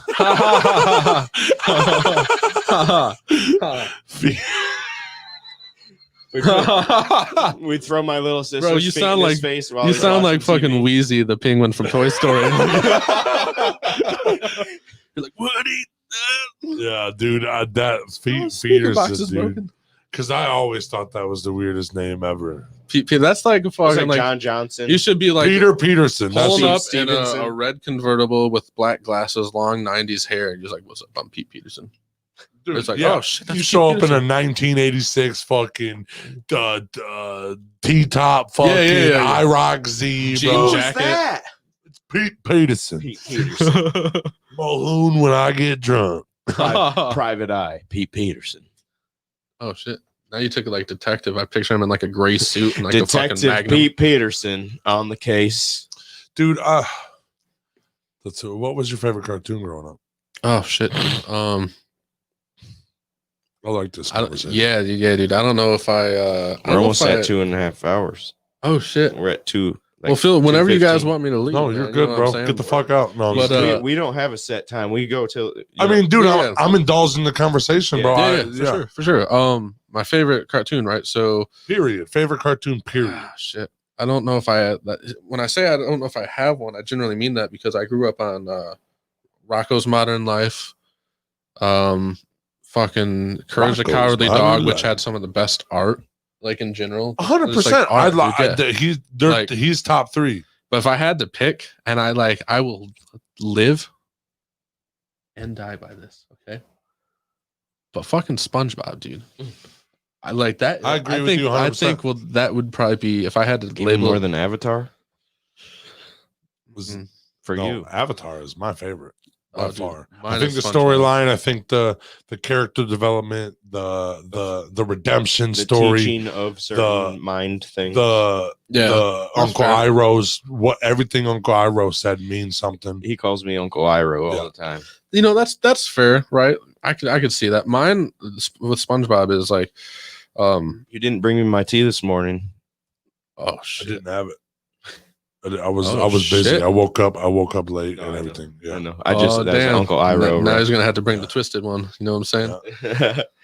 But Yeah, dude, just because SpongeBob was like, it's funny as shit when you're younger. It's funny as shit when you're older because you hear the same thing, but it means different things, right? But then you like can go even further and like the people doing the art are genuine artists, right? Mm-hmm.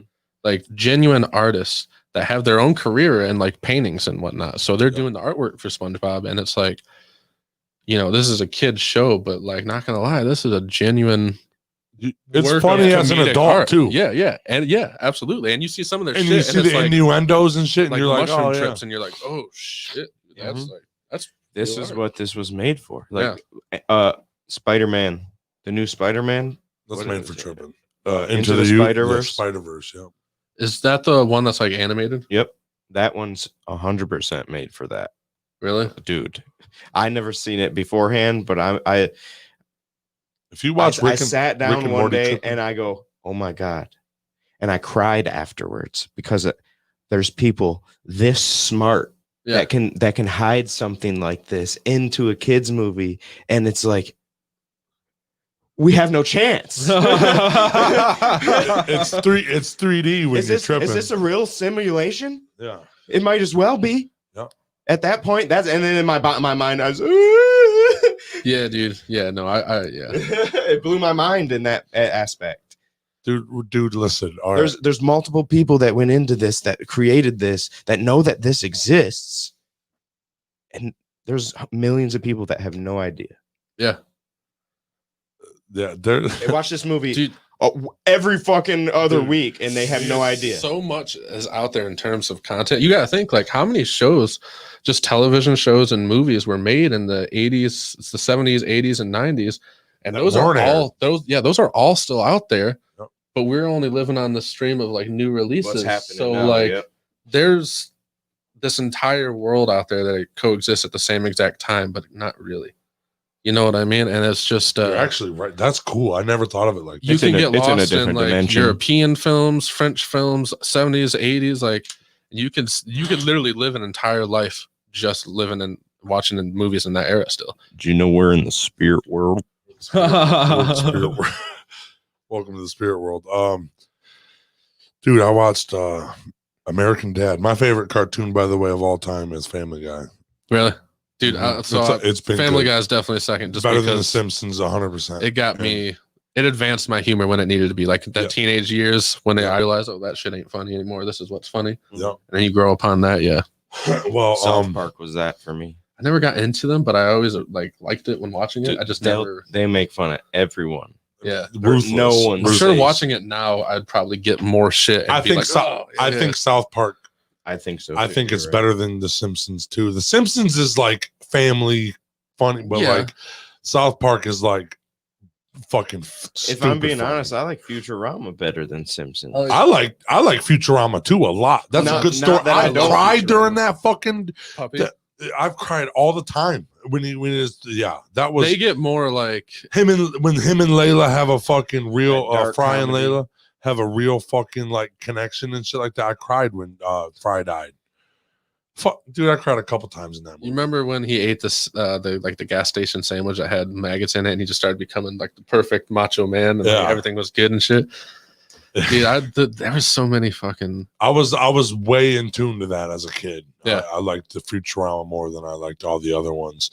But dude, American Dad was the funniest one part that I've ever seen in my life. I was tripping. I ate 7 grams of mushrooms and I smoked the other 7 grams. I grinded it up and smoked it. I grinded it up. I grinded up 10 grams of weed and 7 grams of mushrooms. You're like, I'm gonna see sounds. And we were that's kind of what we did. But like, okay, the night's over. It's time for us to fucking get some sleep because we got to work in the haunted house tomorrow. Yeah. You know what I'm saying? So we got to get some sort of sleep, and we go to lay down, and American Dad's on. It's like 5 a.m. And for some reason, we're just sitting there with our eyes closed. Me and my cousin just sitting in the hotel room with our eyes closed. And all of a sudden, that little fat kid and the American Dad comes out and he goes, "I love big booty bitches." And for some, I forget what he was saying, but he didn't say that. And me and my cousin had the same trip, and we fucking Then I didn't sleep the rest of the night because I laughed so fucking hard, dude. It was the best.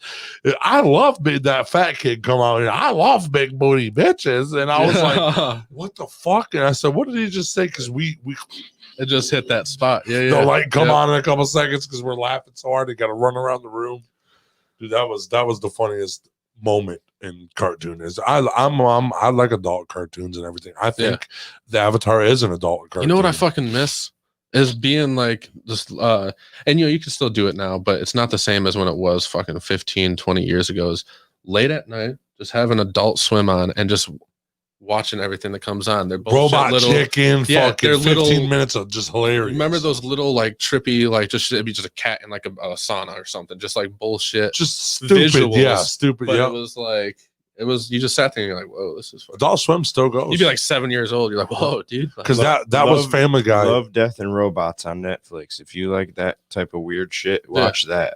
Is that it's each episode is like, I don't know, 10, 12 minutes. Maybe some of them are 8. But each episode is animated in a different way, and it has nothing to do with the previous episode.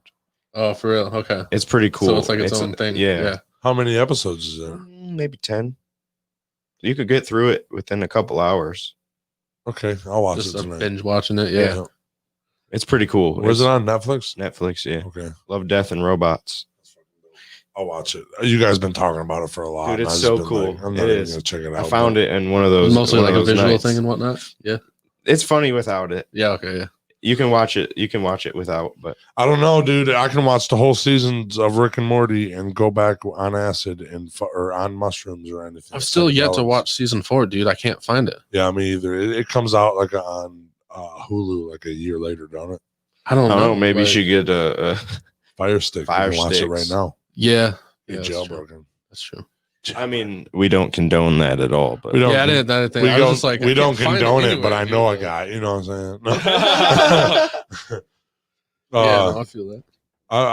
I think that's fucking sweet, dude. Conor McGregor, fucking Dustin Poirier is coming up. It is. You follow UFC? 25th. Not too much.